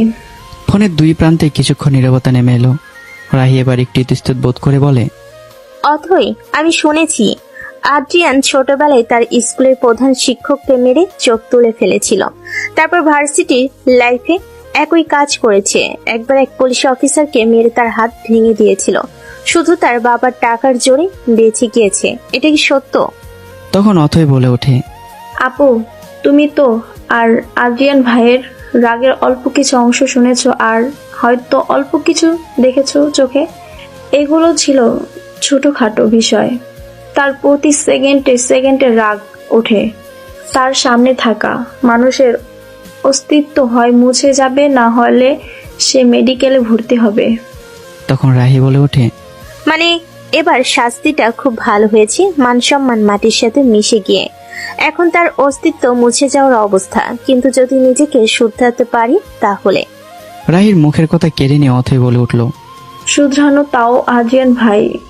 একটা কথা লিখে রাখো রাহি আপু, উনি কখনো শুধরাবে না, আর উনি জীবনেও বিয়ে করতে পারবে না, এটা আমি গ্যারান্টি দিলাম। কিন্তু তারা কেউই জানতো না যাকে তারা ভেঙে পড়েছে বলে ভাবছে সে আমি ধীরে ধীরে নিজে কেমনভাবে বদলে ফেলেছি যে একদিন তাদের প্রত্যেকের জীবনকেই অপ্রত্যাশিতভাবে বদলে দেবে। বিশ্ববিদ্যালয়ের মাস্টার্স ফাইনাল ইয়ারে পড়তো দুজন সিনিয়র শিক্ষার্থী, নিলয় ও আবির। নিলয় ছিল চট্টগ্রাম পুলিশ কমিশনারের ছেলে, আর আবির ছিল চট্টগ্রামের স্বনামধন্য এয়ার টেক্সটাইলের মালিক রফিক চৌধুরীর একমাত্র ছেলে ও ভবিষ্যৎ উত্তরসূরি। দুজনেই সুদর্শন, ভদ্র এবং প্রতিষ্ঠিত পরিবারের সন্তান। তবে তাদের দুজনের হৃদয়ে একটাই নাম, খায়রুন্নেসা কথা। আর কথা বিষয়টা খুব ভালো করেই জানতো। সকালে বিশ্ববিদ্যালয়ে ঢোকার সময় আবির হঠাৎ কথার সামনে এসে দাঁড়ালো। কথা ঠোঁটে মুচকে হাসি ফুটিয়ে বলল, হ্যাঁ আবির ভাই, কিছু বলবেন? আজ হঠাৎ পথ আটকে দাঁড়ালেন। আবির হালকা হেসে একটা ছোট্ট গিফট বক্স তার হাতে দিয়ে বলল, কিছুদিন আগে লন্ডনে গিয়েছিলাম, সেখানে এটা দেখে তোমার কথা মনে পড়ে। অনেকদিন ধরেই দিতে চেয়েছিলাম, সুযোগ হচ্ছিল না। যদি গ্রহণ করো খুব ভালো লাগবে। কথা ভদ্রভাবে উপহারটি গ্রহণ করলো। ব্যাগের ভিতর রেখে মিষ্টি একটা হাসি উপহার দিয়ে সেখান থেকে চলে গেল। সে একটুখানি হাসিতে আবিরের মন ভরে গেল। বিশ্ববিদ্যালয়ের ভেতরে ঢুকতেই নীলয় সামনে এসে দাঁড়ালো। কিছুক্ষণ কথার দিকে মুগ্ধ দৃষ্টিতে তাকিয়ে থেকে বলল, একদিন যদি নীল শাড়ি, নীল হিজাব, চোখে কাজল আর ঠোঁটে লাল লিপস্টিক পরে আমার সামনে আসো, সত্যি বলছি তুমি যত কদম হাঁটবে তত কদমে মানুষ শুধু তোমার দেখেই তাকিয়ে থাকবে, আর প্রতি কদমে একটা ঘরের ছেলে হার্ট অ্যাটাক করবে। কথা হেসেই বলল, নিলয় ভাই, প্রশংসা করতে কিন্তু আপনি বেশ পারেন, কিন্তু এটা প্রশংসা না, এটাকে বলে ফ্ল্যাট করা। নিলয় হেসে বলল, তার মানে একদিন সেই ইচ্ছেটা পূরণ করবে, তাই তো? কথা কোনো উত্তর দিল না, শুধু রহস্যময় হাসি এসে নিজের ক্লাসরুমের দিকে চলে গেল। ক্লাসে ঢুকতে রাইসা জিজ্ঞাসা করলো, কি রে কথা, এত দেরি হলো কেন? কথা ব্যাগটা বেঞ্চে রেখে এসেই বলল, আমার আশিকগুলো রাস্তায় দাঁড়িয়ে প্রশংসা করতে শুরু করেছিল, তাই একটু লেট হয়ে গেল। কথাটা শুনে পুরো দল হেসে উঠল। ঠিক তখনই ক্লাসরুমের দরজা খুলে ভেতরে প্রবেশ করলাম আমি। আমাকে দেখেও কেউ যেন দেখলো না। কেউ মোবাইলে ব্যস্ত, কেউ আড্ডায় মশগুল, কেউ উচ্চস্বরে হাসছে, যেন ক্লাসে কোনো শিক্ষকের অস্তিত্বই নেই। আমি শান্তভাবে সবার দিকে তাকিয়ে ভদ্রকণ্ঠে বললাম, hello everyone, how are you my dear student. কিন্তু কোনো উত্তর এলো না, একজনও মাথা তুলল না।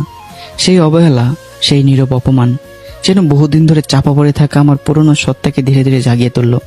আমার চোয়াল শক্ত হয়ে উঠল, চোখের মনি কঠিন হয়ে এলো, হাতের শিরাগুলো স্পষ্ট হয়ে উঠল। বুকের ভিতর জমে থাকা ক্ষোভ যেন বিস্ফোরণের অপেক্ষায়। হঠাৎ পুরো ক্লাসরুম কাঁপে বজ্রধ্বনির মতো, হিংস্র বাঘের মতো আমার কণ্ঠ গর্জে উঠল, stop stop, look at me now. সেই কণ্ঠস্বর যেন চার দেয়ালে প্রতিধ্বনি হয়ে ফিরে এলো। মুহূর্তের মধ্যে হাসির শব্দ থেমে গেল। কয়েকজনের হাত থেকে মোবাইল পিছলে মেঝেতে পড়ে গেল। যারা গল্প করছিল তারা বাকরুদ্ধ হয়ে তাকিয়ে রইল। এক নিমিষে পুরো ক্লাসে এমন নীরবতা নেমে এলো যেন কেউ হঠাৎ সমস্ত শব্দ কেড়ে নিয়েছে। রাসেল বিস্ফোরিত চোখে পাশের বন্ধুর দিকে তাকিয়ে ফিসফিস করে বলল, দোস্ত, এটা কি সত্যি মানুষের কণ্ঠ ছিল নাকি কোনো হিংস্র বাঘের গর্জন? কথার বুকের ভেতরটা অজানা এক অনুভূতিতে কেঁপে উঠল। সে নিচু স্বরে রাইসাকে বলল, আমি এমন কণ্ঠস্বর আগে কখনো শুনিনি। মনে হচ্ছিল শিকারকে ঘিরে ফেলা কোনো হিংস্র প্রাণের গর্জন। রাইসা শুকনো গলায় বলল, দোস্ত, লোকটাকে আমরা যতটা সহজ ভেবেছিলাম মনে হচ্ছে সে ততটা সহজ না। ঠিক তখনই আমি ধীরে ধীরে টেবিলের কাছে এগিয়ে গেলাম। পরের মুহূর্তেই ধাম, আমার মুষ্টির আঘাতে টেবিল কেঁপে উঠল। প্রতিদিনের শব্দে পুরো ক্লাসরুম আবার স্তব্ধ হয়ে গেল। আমার চোখের হিংস্রতা, ক্ষুধার্ত সিংহ বাঘের মতো গর্জন, সবার শরীরের লোম দাঁড়িয়ে গিয়ে শরীর কাঁপতে শুরু করলো। আমি প্রত্যেকের চোখের দিকে তাকিয়ে বরফ শীতল অথচ কঠোর কণ্ঠে বললাম, আমার কথা বলার সময় কক্ষের একটি শব্দ আমি শুনতে চাই না। এখন থেকে ক্লাসে শৃঙ্খলা থাকবে, সবাই নিজের জায়গায় বসে মনোযোগ দাও। রাসেল, রাইসা, নীলা কথা কেউ একটা শব্দ উচ্চারণ করার সাহস পেল না। 15 দিন ধরে যাকে দুর্বল, নরম আর অসহায় শিক্ষক ভেবেছিল, সেই মানুষটির ভিতরে এতটা দৃঢ়, এতটা প্রভাবশালী এক ব্যক্তিত্ব লুকিয়ে আছে, এই কথা তাদের কল্পনারও বাইরে ছিল। নীলা আয়েশাকে কানে কানে ফিসফিস করে বলে ওঠে, দোস্ত, এই আদিয়ান স্যার কি মানুষ নাকি কোনো ক্ষুধার্ত হিংস্র বাঘ? তার গর্জন, তার চোখের চাহনি এতটা ভয়ঙ্কর দোস্ত। এবার কি তাহলে আমরা ভুল কারোর সঙ্গে পাঙ্গা নিয়ে ফেললাম? আমি ধীরে ধীরে পুরো ক্লাসরুমে চোখ বুলিয়ে নিলাম। আমার চোখে তখন আর আগের সে নরম ভাবটা নেই। কণ্ঠটা বরফের মতো ঠান্ডা, অথচ প্রতিটি শব্দের জন্য ইস্পাতের মতো ভারী। আমি যখনই ক্লাসে ঢুকবো তখন সবাই চুপচাপ নিজের জায়গায় বসে মনোযোগ দিয়ে পড়বে। আমি কি বলছি, কি শেখাচ্ছি সেটাই শুনবে। এই ক্লাসে বিশৃঙ্খলার কোনো জায়গা নেই। মুহূর্তের মধ্যেই পুরো ক্লাস যেন নিস্তব্ধ হয়ে গেল। আজকের আদ্রিয়ান যেন সে আগের মানুষটি হয়ে ফিরে এসেছে, তবে এবার নিজের রাগ মেটানোর জন্য নয়, নিজের সামনে বসে থাকা বেপরোয়া ছাত্রছাত্রীদের মানুষ করে তোলার অদম্য সংকল্প নিয়ে। ঠিক তখনই রাসেল বাবার ক্ষমতার অহংকারে ঠোঁট বাঁকিয়ে উঠে দাঁড়ালো। স্যার, আপনি কিন্তু সীমা ছাড়িয়ে যাচ্ছেন। আপনার কথা না শুনলে করবেনটা কি? আমরা কিন্তু আপনাকে ভয় পাই না। রাসেলের কথা শুনে কয়েকজন ছাত্রছাত্রী আবার সাহস ফিরে পেল। ক্লাসের ভিতর চাপা গুঞ্জন ছড়িয়ে পড়ল। হঠাৎই ধাম, আমার মুষ্টির প্রচন্ড আঘাতে শিক্ষকের টেবিলটা কেঁপে উঠল। শব্দটা যেন পুরো ক্লাসরুমের দেয়ালে প্রতিধ্বনিত করে সবার বুকের ভেতর গিয়ে আঘাত করলো। যারা কিছু বলতে যাচ্ছিল তাদের কণ্ঠ মুহূর্তে থেমে গেল। আমি ধীরে ধীরে রাসেলের দিকে তাকালাম। সেই দৃষ্টি এতটাই কঠোর ছিল যে রাসেলের বুকের ভেতর অকারণে ধুকপুকানি বেড়ে গেল। এক্ষুনি ক্লাসের সামনে মাঠে যাবে, রোদের মধ্যে 1 ঘন্টা এক পায়ে দাঁড়িয়ে থাকবে, এটাই তোমার শাস্তি। কথাটা শুনে পুরো ক্লাস জমে গেল। রাসেল ঠোঁটে ব্যঙ্গর হাসি টেনে বলল, স্যার, শিক্ষকতা করতে এসেছেন, শিক্ষকতাই করুন। আপনার এই শাস্তি আমি মানি না। রাসেলের কথা শেষ হতেই তার ছেলে সুরে বলে উঠল, মনে হচ্ছে আপনার চাকরি কিংবা সম্মানের কোনো মূল্য নেই। আমাদের সঙ্গে লাগতে এসে অনেকেই শেষ পর্যন্ত টিকতে পারেনি। আমি কোনো উত্তর দিলাম না। ধীর পায়ে হাঁটতে হাঁটতে আমি কথার ডেস্কের সামনে গিয়ে দাঁড়ালাম। আবারও টেবিলের উপর ধাম করে একটা আঘাত করলাম। আঘাতে পুরো ক্লাসরুম কেঁপে উঠল। চেহারার সৌন্দর্য মানুষকে বড় করে না, ভদ্রতা, ব্যবহার আর চরিত্র একজন মানুষের প্রকৃত পরিচয়। অথচ তোমার কথাবার্তায় যে অহংকার দেখি, তাতে তোমার সৌন্দর্য মূল্য হারিয়ে ফেলে। চেহারাটা তো মাশাল্লাহ হাজারের মধ্যে একজন, কিন্তু তোমার কথাবার্তা, পোশাক আশাকে মনে হয় না তুমি কোনো নারী। পুরুষদের মতো তোমার সবকিছু। কথাগুলো যেন ধারালো ফলার মতো গিয়ে বিঁধল কথার আত্মসম্মানে। ক্লাসের অনেকেই মুখ চেপে হাসি আটকে রাখার চেষ্টা করলো। কথার মুখ মুহূর্তে লাল হয়ে উঠল। সে রাগে কাঁপছিল, কিন্তু জবাব দেওয়ার ভাষা খুঁজে পাচ্ছিল না। ঠিক তখনই রাসেল আবার মুখ খুলতে চাইলে আমি শুধু একবার তার দিকে তাকালাম। সেই দৃষ্টিটুকুই যথেষ্ট ছিল। রক্তবর্ণ চক্ষু, মনে হচ্ছে চোখ দিয়ে আগুনের লালা ঝরছে দাউ দাউ করে। রাসেলের গলা শুকিয়ে গেল, ভয়ে শরীর কেঁপে ওঠে। সে আর একটা শব্দ উচ্চারণ করতে পারল না। আমি দ্বিতীয়বার একই নির্দেশ দিতে অভ্যস্ত নই, মাঠে যাও। আর দ্বিতীয়বার বলতে হলে, আমার চেয়ে খারাপ তোমার জীবনের কেউ হবে না। কয়েক সেকেন্ড রাসেল স্থিরে দাঁড়িয়ে রইল। রাসেলের মনে হলো এই আদ্রিয়ান স্যারের হুমকিগুলো সরাসরি কোনো বাঘের গর্জন। তারপর অদ্ভুত এক অস্বস্তি নিয়ে মাথা নিচু করে ক্লাসরুম থেকে বেরিয়ে গেল, যা থেকে ক্লাসের সবার চোখ কপাল উঠে যায়। কিছুক্ষণ পর দেখা গেল বিশ্ববিদ্যালয় মাঠের মাঝখানে সে এক পায়ে দাঁড়িয়ে আছে। দৃশ্যটা যেন আগুনের মতো ছড়িয়ে পড়ল পুরো ক্যাম্পাসে। করিডোরে দাঁড়িয়ে ছাত্রছাত্রীরা ফিসফিস করতে লাগলো। এক ক্লাস থেকে আরেক ক্লাসে খবর পৌঁছে গেল, এমপির ছেলে রাসেলকে নতুন স্যার শাস্তি দিয়েছেন। কিছুক্ষণের মধ্যে বিভিন্ন বিভাগের শিক্ষকরা ক্লাস ছেড়ে করিডোরে চলে এলেন। ঠিক তখনই অধ্যক্ষ আমিনুল ইসলামও নিজের কক্ষ থেকে বেরিয়ে এলেন। পাশে দাঁড়ানো অনন্যা বিস্ময় ফিসফিস করে বললেন, স্যার, আমরা কি ঠিক দেখছি? এমপি সাহেবের ছেলে রাসেল সত্যি শাস্তি পালন করছে? আমিনুল ইসলাম কয়েক মুহূর্ত নির্বাক হয়ে মাঠের দিকে তাকিয়ে রইলেন। তারপর নিজের অজান্তে বলে উঠলেন, আজ কি সত্যি সূর্য পশ্চিম দিক থেকে উঠেছে? এটা আমি বিশ্বাসই করতে পারছি না। পুরো বিশ্ববিদ্যালয় তখন বিস্ময়ে স্তব্ধ। কারো চোখে অবিশ্বাস, কারো মুখে বিস্ময়, কারো হৃদস্পন্দন যেন স্বাভাবিকের চেয়েও দ্রুত। আর মাঠের মাঝখানে দাঁড়িয়ে থাকা রাসেল অপমান, রাগ আর ক্ষোভে তার পুরো শরীর থরথর করে কাঁপছিল। তার মুঠো শক্ত হয়ে উঠেছে, চোখ দুটো রক্তিম। মনে মনে সে শুধু একটা কথাই বলছিল, এই অপমানের প্রতিশোধ আমি নেবই। রাসেলের শাস্তি দেখে পুরো ক্লাসে চাপা হাসির রোল উঠলেও কেউ প্রকাশ্যে খুব বেশি কিছু বলল না, কারণ রাসেল তাদের বন্ধু। বাইরে তারা মুখ চেপে হাসছিল, কিন্তু ভেতরে ভেতরে প্রত্যেককেই ক্ষোভে জ্বলছিল। আর কথা, সে এক দৃষ্টিতে আমার দিকে তাকিয়ে রইল। তার চোখ দুটো রাগে লাল হয়ে উঠেছে। মনে হচ্ছিল দৃষ্টির আগুনেই যেন আমাকে ছাই করে ফেলবে। আমি ধীরে ধীরে কথার সামনে গিয়ে দাঁড়ালাম। কয়েক সেকেন্ড নীরবে তার দিকে তাকিয়ে থেকে বললাম, হতে পারে তুমি অনেক সুন্দরী, কিন্তু শুধু সৌন্দর্য মানুষকে সম্মান এনে দেয় না। একজন সত্যিকারের নারী কিংবা সত্যিকারের মানুষকে তার ব্যবহার, ব্যক্তিত্ব আর ভদ্রতা আলাদা করে তোলে। অহংকার দিয়ে মানুষকে মুগ্ধ করা যায় না। নিজের সম্মান চাইলে আগে অন্যকে সম্মান করতে শেখো। আরেকটা কথা, সত্যি বলছি, তোমাকে দেখে আমার কোনো অ্যাঙ্গেলে নারী মনে হয় না। মাথায় টুপি, জিন্স প্যান্ট, জিন্স শার্ট, এটাকে নারীর পরিচয় বলে না। কথাগুলো ছিল ঠান্ডা, কিন্তু প্রতিটি শব্দ যেন ধারালো ইস্পাতের ফলার মতো গিয়ে বিঁধল কথার অহংকারে। মুহূর্তের মধ্যেই তার মুখের হাসি মিলে গেল। সে বুঝতে পারছিল আজ প্রথমবার কেউ তার সৌন্দর্যের প্রশংসা না করে তার অহংকারকে আঘাত করেছে।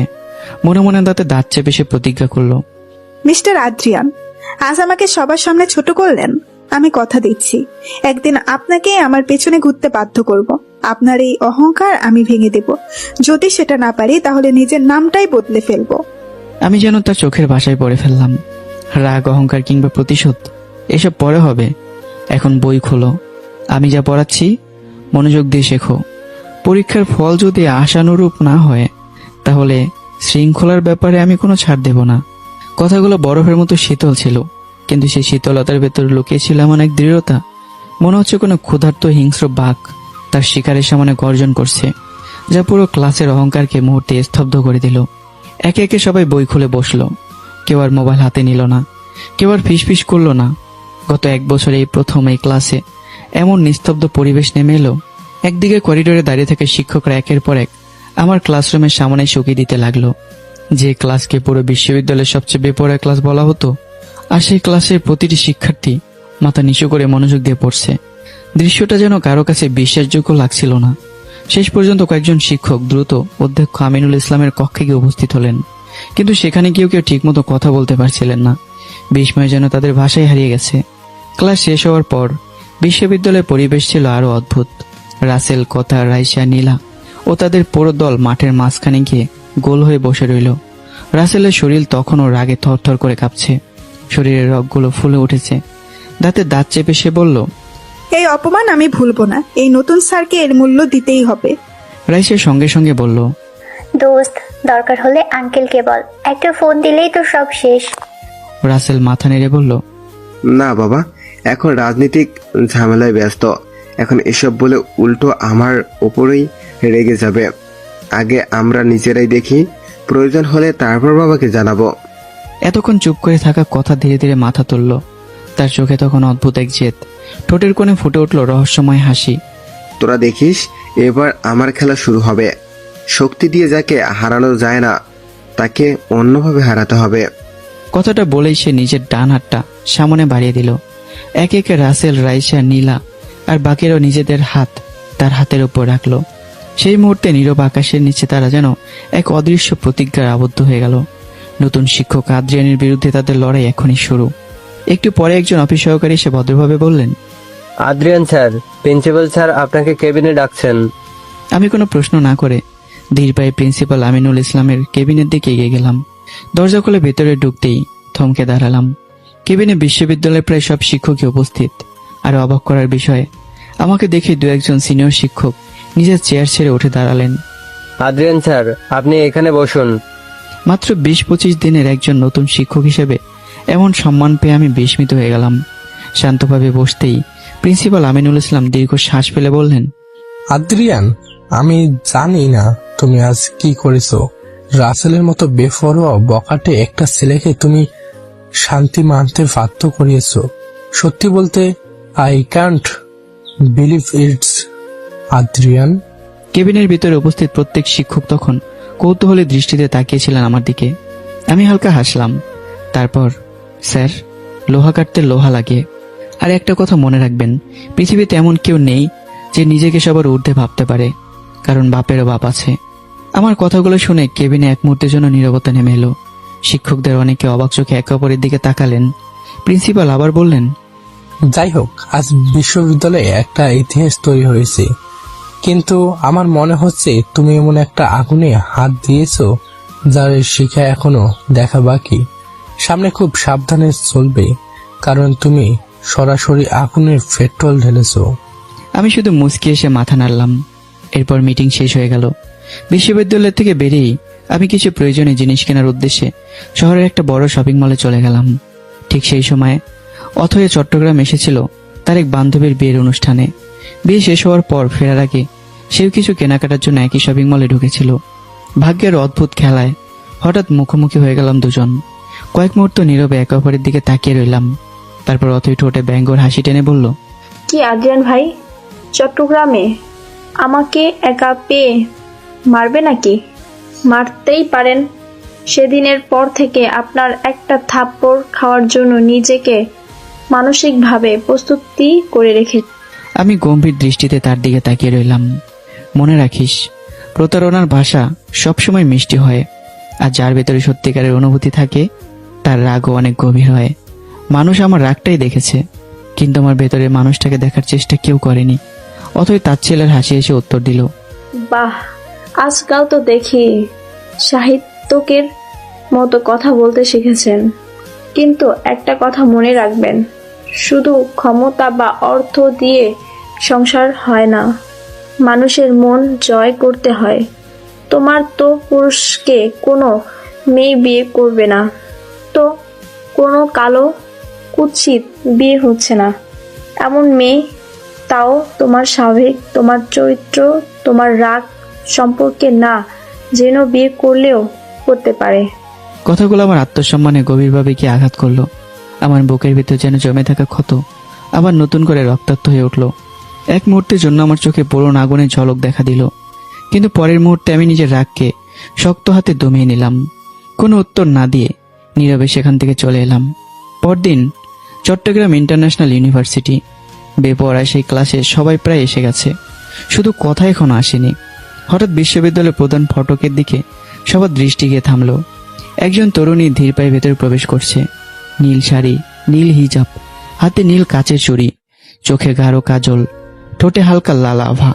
চারপাশে সকালের আলো যেন তার পোশাকে নীল রঙের সঙ্গে মিশে এক অপূর্ব আবহ তৈরি করেছে। মনে হচ্ছে স্বর্গের কোনো নীল পরী পথ ভুল করে ভার্সিটিতে ঢুকে পড়েছে। যতই সে সামনে এগিয়ে আসছিল, ততই তার মুখটা স্পষ্ট হয়ে উঠছিল। তারপর একসঙ্গে কয়েকজন বিস্ময়ে বলে উঠল, ওটা কথা। আবির আর নিলয় প্রায় হতভগ হয়ে তাকিয়ে রইল। যে মেয়েটির প্রতি আগে থেকে তাদের দুর্বলতা ছিল, আজ তাকে যেন সম্পূর্ণ নতুন এক রূপে দেখছে তারা। রাসেল, রাইসা আর নীলার চোখেও স্পষ্ট বিস্ময়ে। রাইসা ধীরে ধীরে বলল, দোস্ত, এমনিতেই কথাকে দেখলে সবাই তাকিয়ে থাকে, সবাই তার রূপে জাদুতে কাবু। এর মধ্যে আজ তো মনে হচ্ছে পুরো ক্যাম্পাসের নজর ওর দিকেই চলে গেছে। সবার কলিজার ভিতরের অন্তরের গভীরে আজকে কথা আগুন লাগিয়ে দিবে। করিডোরের এক পাশে দাঁড়িয়ে আমি অজান্তে একবার তাকিয়েছিলাম। এক মুহূর্তের জন্য আমি যেন থেমে গেলাম। আমার মনে অজান্তেই ভেসে উঠল একটি বাক্য, মাশাআল্লাহ। আজ ওকে একবারে অন্যরকম লাগছে। মনে হচ্ছে স্বর্গের কোনো হুর পৃথিবীর জমিনে নেমে এসেছে। তার সৌন্দর্যের সামনে পৃথিবীর সকল সৌন্দর্য যেন মূল্যহীন। পরের মুহূর্তে আমি নিজের দৃষ্টি সরিয়ে নিলাম। মনে মনে নিজেকে ধমক দিলাম, ধ্যাৎ, কিরে আদ্রিয়ান, তুই এখন এখানকার শিক্ষক হিসেবে এসেছিস, তোর কাজ পড়ানো, অন্য কিছু নয়। নিজের মনকে শক্ত করে আমি ধীর পায়ে ক্লাসরুমের দিকে এগিয়ে গেলাম। নীলয় হঠাৎ কথার সামনে এসে দাঁড়ালো। মুগ্ধ দৃষ্টিতে কয়েক মুহূর্ত তার দিকে তাকিয়ে থেকে মৃদু এসে বলল, এমনিতেই তোমাকে দেখলে আমার হার্টবিট থেমে যেতে চাই, তার উপর আজকের এই অপরূপ রূপ। সত্যি বলছি, আমার হৃদয় স্পন্দন যেন 1000 গুণ বেড়ে গেছে। এভাবে কি আমাকে মেরেই ফেলবে? কথার ঠোঁটের কোণে এক চিলতে হাসি ফুটে শান্ত কণ্ঠে বলল, নিলয় ভাই, আর কত প্রশংসা করবেন? আর কদিন পরেই তো ফাইনাল পরীক্ষা দিয়ে বিদায় হয়ে যাবেন। কথাটা বলে সে সামনে এগিয়ে যেতেই আবির পথ আটকে দাঁড়ালো। মুগ্ধ দৃষ্টিতে তাকিয়ে ধীর স্বরে বলল, এমন অপরূপ এক নারীর সৌন্দর্য এক নজর দেখার জন্য পৃথিবীর সব সুখ স্বাচ্ছন্দ্য সব মোহ ত্যাগ করতেও আমি রাজি আছি। কথা শুধু মুচকি এসে এগিয়ে গেল, কিন্তু দূর থেকে সবকিছু দেখছিল রাসেল। আবিরের কথাগুলো তার বুকের ভেতর আগুন ধরিয়ে দিল। সে নিজে বুঝতে পারছিল না কখন যে কথার প্রতি তার মনের গভীরে অদ্ভুত এক অনুভূতি জন্ম নিয়েছে। কথার সামনে আসতেই রাসেল আর রাইসা কিছু বলতে উদ্বেগ হলো, কিন্তু কথা হাতের ইশারায় তাদের থামিয়ে দিয়ে বলল, তোরা কিছুদিন আমার সঙ্গে কথা বলবি না, আমার থেকে একটু দূরত্ব বজায় রাখ। কথাটা বলে সে ধীর পায়ে এগিয়ে আমার সামনে দাঁড়ালো। দূর থেকে আমি তাকে দেখছিলাম। এক মুহূর্তের জন্য যেন আমার মন অন্য কোথাও হারিয়ে গিয়েছিল, কিন্তু কথা সামনে এসে দাঁড়াতেই আমি নিজেকে সামলে নিলাম। কথা মাথা সামান্য নত করে বলল, স্যার আপনাকে অসংখ্য অসংখ্য ধন্যবাদ। হঠাৎ এই ধন্যবাদ শুনে আমি বিস্ময়ে থমকে গেলাম। চোখ বড় বড় করে তাকিয়ে বললাম, ধন্যবাদ? হঠাৎ কেন? আমি তোমার কি এমন উপকার করলাম? উল্টো তো গতকাল আমাকে দেখে নেওয়ার হুমকি দিয়েছিলে। কথা মাথা নিচু করেই শান্ত স্বরে বলল, কাল বাসায় গিয়ে অনেক ভেবেছি স্যার। আপনি আমার নারীত্ব নিয়ে প্রশ্ন তুলেছিলেন, তখন খুব কষ্ট পেয়েছিলাম, কিন্তু যতই ভাবলাম ততই বুঝলাম আপনার কথাগুলোর মধ্যে সত্যিই ছিল। আমি নিজের কানকে যেন বিশ্বাস করতে পারছিলাম না। মনে হচ্ছিল আমি কোনো স্বপ্ন দেখছি, আর একটু পরে ঘুম ভেঙে যাবে আর সব আগের মতো হয়ে যাবে। এমন একটা বেপরোয়া বকাটে মেয়ে হঠাৎ আজকে নিজের ভুল স্বীকার করছে। কথা আবার বলল, দিন শেষে তো আমিও একজন মেয়ে। আমি জন্ম থেকেই এমন ছিলাম না স্যার। বন্ধুদের সঙ্গে চলতে চলতেই বেপরোয়া হয়ে গিয়েছিলাম। আজ একটা আপুর কাছ থেকে শিখেছি কিভাবে শাড়ি পরতে হয়, কিভাবে নিজেকে গুছিয়ে উপস্থাপন করতে হয়। উনি আমাকে সাজিয়ে দিয়েছেন। ধন্যবাদ দেওয়ার কিছু নেই। তুমি যে নিজের ভুলটা বুঝতে পেরেছো, সেটাই আমার কাছে সবচেয়ে বড় বিষয়। যদি সত্যি এই বেপরোয়া জীবন ছেড়ে ভালো হতে চাও, আমি অবশ্যই তোমাকে সাহায্য করব। কথার চোখ জ্বলে উঠল। সত্যি স্যার, আপনি আমাকে এই জীবন থেকে বেরিয়ে আসতে সাহায্য করবেন? আমি মাথা নাড়তেই কথা হঠাৎ হাত বাড়িয়ে দিয়ে বলল, তাহলে আজ থেকে আমরা ভালো বন্ধু। হাত বাড়ানো দেখে আমি একটু অপ্রস্তুত হয়ে বললাম, কথা, আমরা কিন্তু শিক্ষক আর শিক্ষার্থী, আমাদের মধ্যে বন্ধুত্ব ব্যাপারটা কেমন যেন লাগে না? কথার চোখে জল চিকচিক করে উঠল। আবেগ মাখা কণ্ঠে সে বলল, বন্ধু হতে কোনো সম্পর্কের বাধা লাগে না স্যার। মা মেয়ে, বাবা ছেলে, শিক্ষক শিক্ষার্থী সবাই একে অপরের ভালো বন্ধু হতে পারে। কথাগুলো শুনেই আমি কিছুক্ষণ নীরব রইলাম। ও অবাক হয়ে যায়, এক রাতে একটা বকাটের ব্যাপারেও আমার এতটা পরিবর্তন। তারপর ভদ্রতার খাতিরে হাত বাড়িয়ে করমর্দন করে বললাম, যদি সত্যি নিজের জীবন বদলাতে চাও, তাহলে আমি তোমার পাশে থাকবো, যতটুকু পারি সাহায্য করব।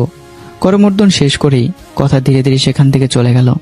তবে কয়েক কদম এগিয়ে যেতেই তার ঠোঁটের কোনো অদ্ভুত এক রহস্যময় হাসি ফুটে উঠল।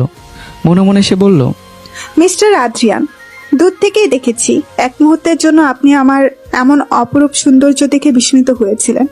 আপনি এখনো বুঝতে পারেননি আমি কি করতে যাচ্ছি।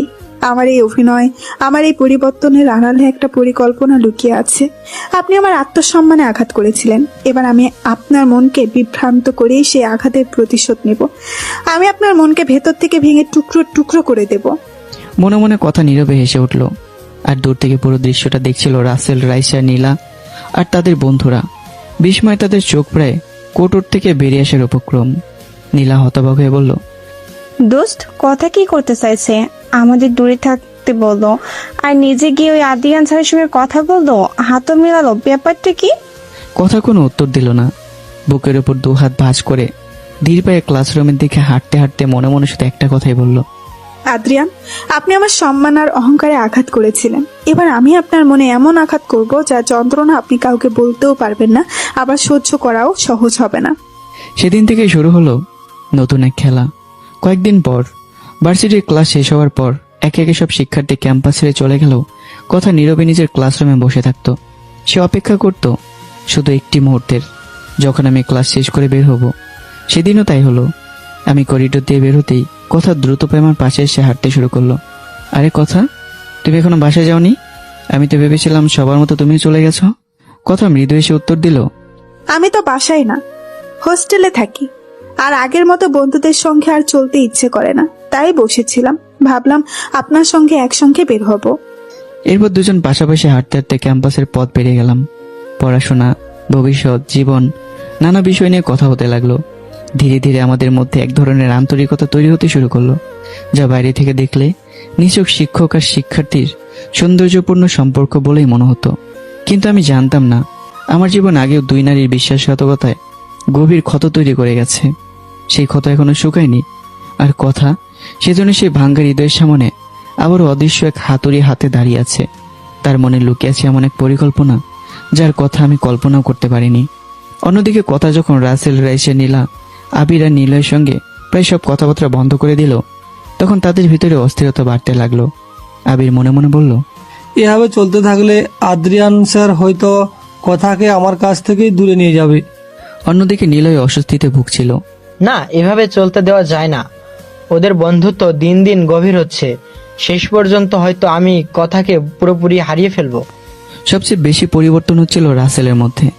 এতদিন সে নিজের অনুভূতিটা বুঝতেই পারেনি, কিন্তু এখন প্রতিটি মুহূর্তে তার উপলব্ধি হচ্ছিল কথা অনেক আগেই তার হৃদয়ের গভীরে জায়গা করে নিয়েছে। আর সেই কথাকে হারিয়ে ফেলার ভয় থেকেই আমার প্রতি তার ভিতরে তীব্র হিংসা জন্ম নিতে শুরু করলো। একদিন আমি একটি নতুন ব্যাচেলর বাসা ঠিক করলাম। প্রয়োজনে কিছু জিনিসপত্র কেনার জন্য বাজারে যাব। এমন সময় কথা বলল, আমিও আপনার সঙ্গে যাব। আমি একবার ফিরে তাকিয়ে মুচকে এসে বললাম, আচ্ছা চলো। দুজনে বাজারে গিয়ে প্রয়োজনীয় জিনিসপত্র কিনতে লাগলাম। কথা অত্যন্ত স্বাভাবিক ভঙ্গিতেই কোনটা দরকার, কোনটা ভালো হবে সব দেখে শুনে পরামর্শ দিচ্ছিল। তার এই পরিবর্তন দেখে, তার এই আচরণ দেখে আমি বিস্মিত হচ্ছিলাম বারবার। কারণ কথার ভাবভঙ্গি একেবারে একটা ঘরের স্ত্রীর মতো মনে হচ্ছিল।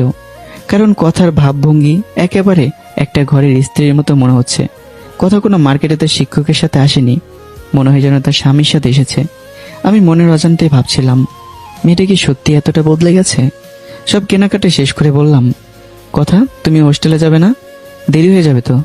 কথা তখন মুচকি এসে বলে ওঠে, আমি হোস্টেলে থাকি, বাড়িতে নয় যে বাবা মাকে জবাবদিহিতা করতে হবে। এরপর আমরা আমার নতুন বাসায় পৌঁছালাম। কথা নিজ হাতে ঘরটাকে সুন্দর করে গুছিয়ে দিতে সাহায্য করলো। সবকিছু পরিপাটি করে সাজিয়ে রাখলো। এমনভাবে সে সবকিছু করছিল যেন এটা তার সংসার আর তার স্বামী আমি। রাত হয়ে যাওয়ায় বাইরে থেকে খাবার এনে দুজনে খেয়ে নিলাম। খাওয়া শেষ করে আমি বললাম, চলো তোমাকে হোস্টেলে পৌঁছে দেই, অনেক রাত হয়ে যাচ্ছে। কথা কিছুক্ষণ নীরব থেকে ধীরে বলল, জানি না কেন এখনই চলে যেতে ইচ্ছে করছে না। আপনার সঙ্গে কথা বলবো। আপনার সাথে থাকলে মনটা অনেক হালকা লাগে। মনে হয় আপনি খুব আপন একজন কাছের মানুষ। হঠাৎই কথাগুলো শুনে আমার বুকের ভিতরে অদ্ভুত এক আলোড়ন উঠল। তবু আমি নিজের অনুভূতিকে কঠিনভাবে নিয়ন্ত্রণ করে বললাম, অনেক রাত হয়েছে, আগে হোস্টেলে ফিরে যাও। দেরি হলে ওখানে তোমারই সমস্যা হবে। এসব কথা পরে বলা যাবে। শেষ পর্যন্ত আমি কথাকে গাড়িতে তুলে দিলাম। গাড়িতে বসে জানালার বাইরে তাকিয়ে কথা মনে মনে ভাবলো, মিস্টার আদ্রিয়ান, আপনি বাইরে থেকে যত কঠিনই হন না কেন, আপনার ভেতরের মানুষটা এতটা কঠিন নয়। আমার পরিকল্পনা সফল করতে এখনো সময় লাগবে, তবে আমি থামছি না। আমি ভালো করে বুঝতে পেরেছি আপনি আমাকে মন থেকে পছন্দ করেন, হয়তো ভালোবাসেন, আর সেটাকে পুঁজি করে খুব শীঘ্রই আপনাকে আমি নিজের কন্ট্রোলে নিয়ে নেব। অন্যদিকে বাসায় ফিরে নির্জন ঘরে বসে আমি গভীর চিন্তায় ডুবে গেলাম। আমার মনে বারবার ভেসে উঠছিল কথার পরিবর্তিত আচরণ।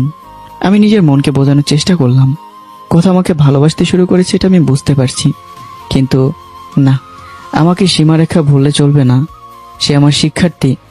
একজন শিক্ষক হিসেবে আমার দায়িত্ব তাকে সঠিক পথে এগিয়ে যেতে সাহায্য করা, এর বেশি কিচ্ছু না।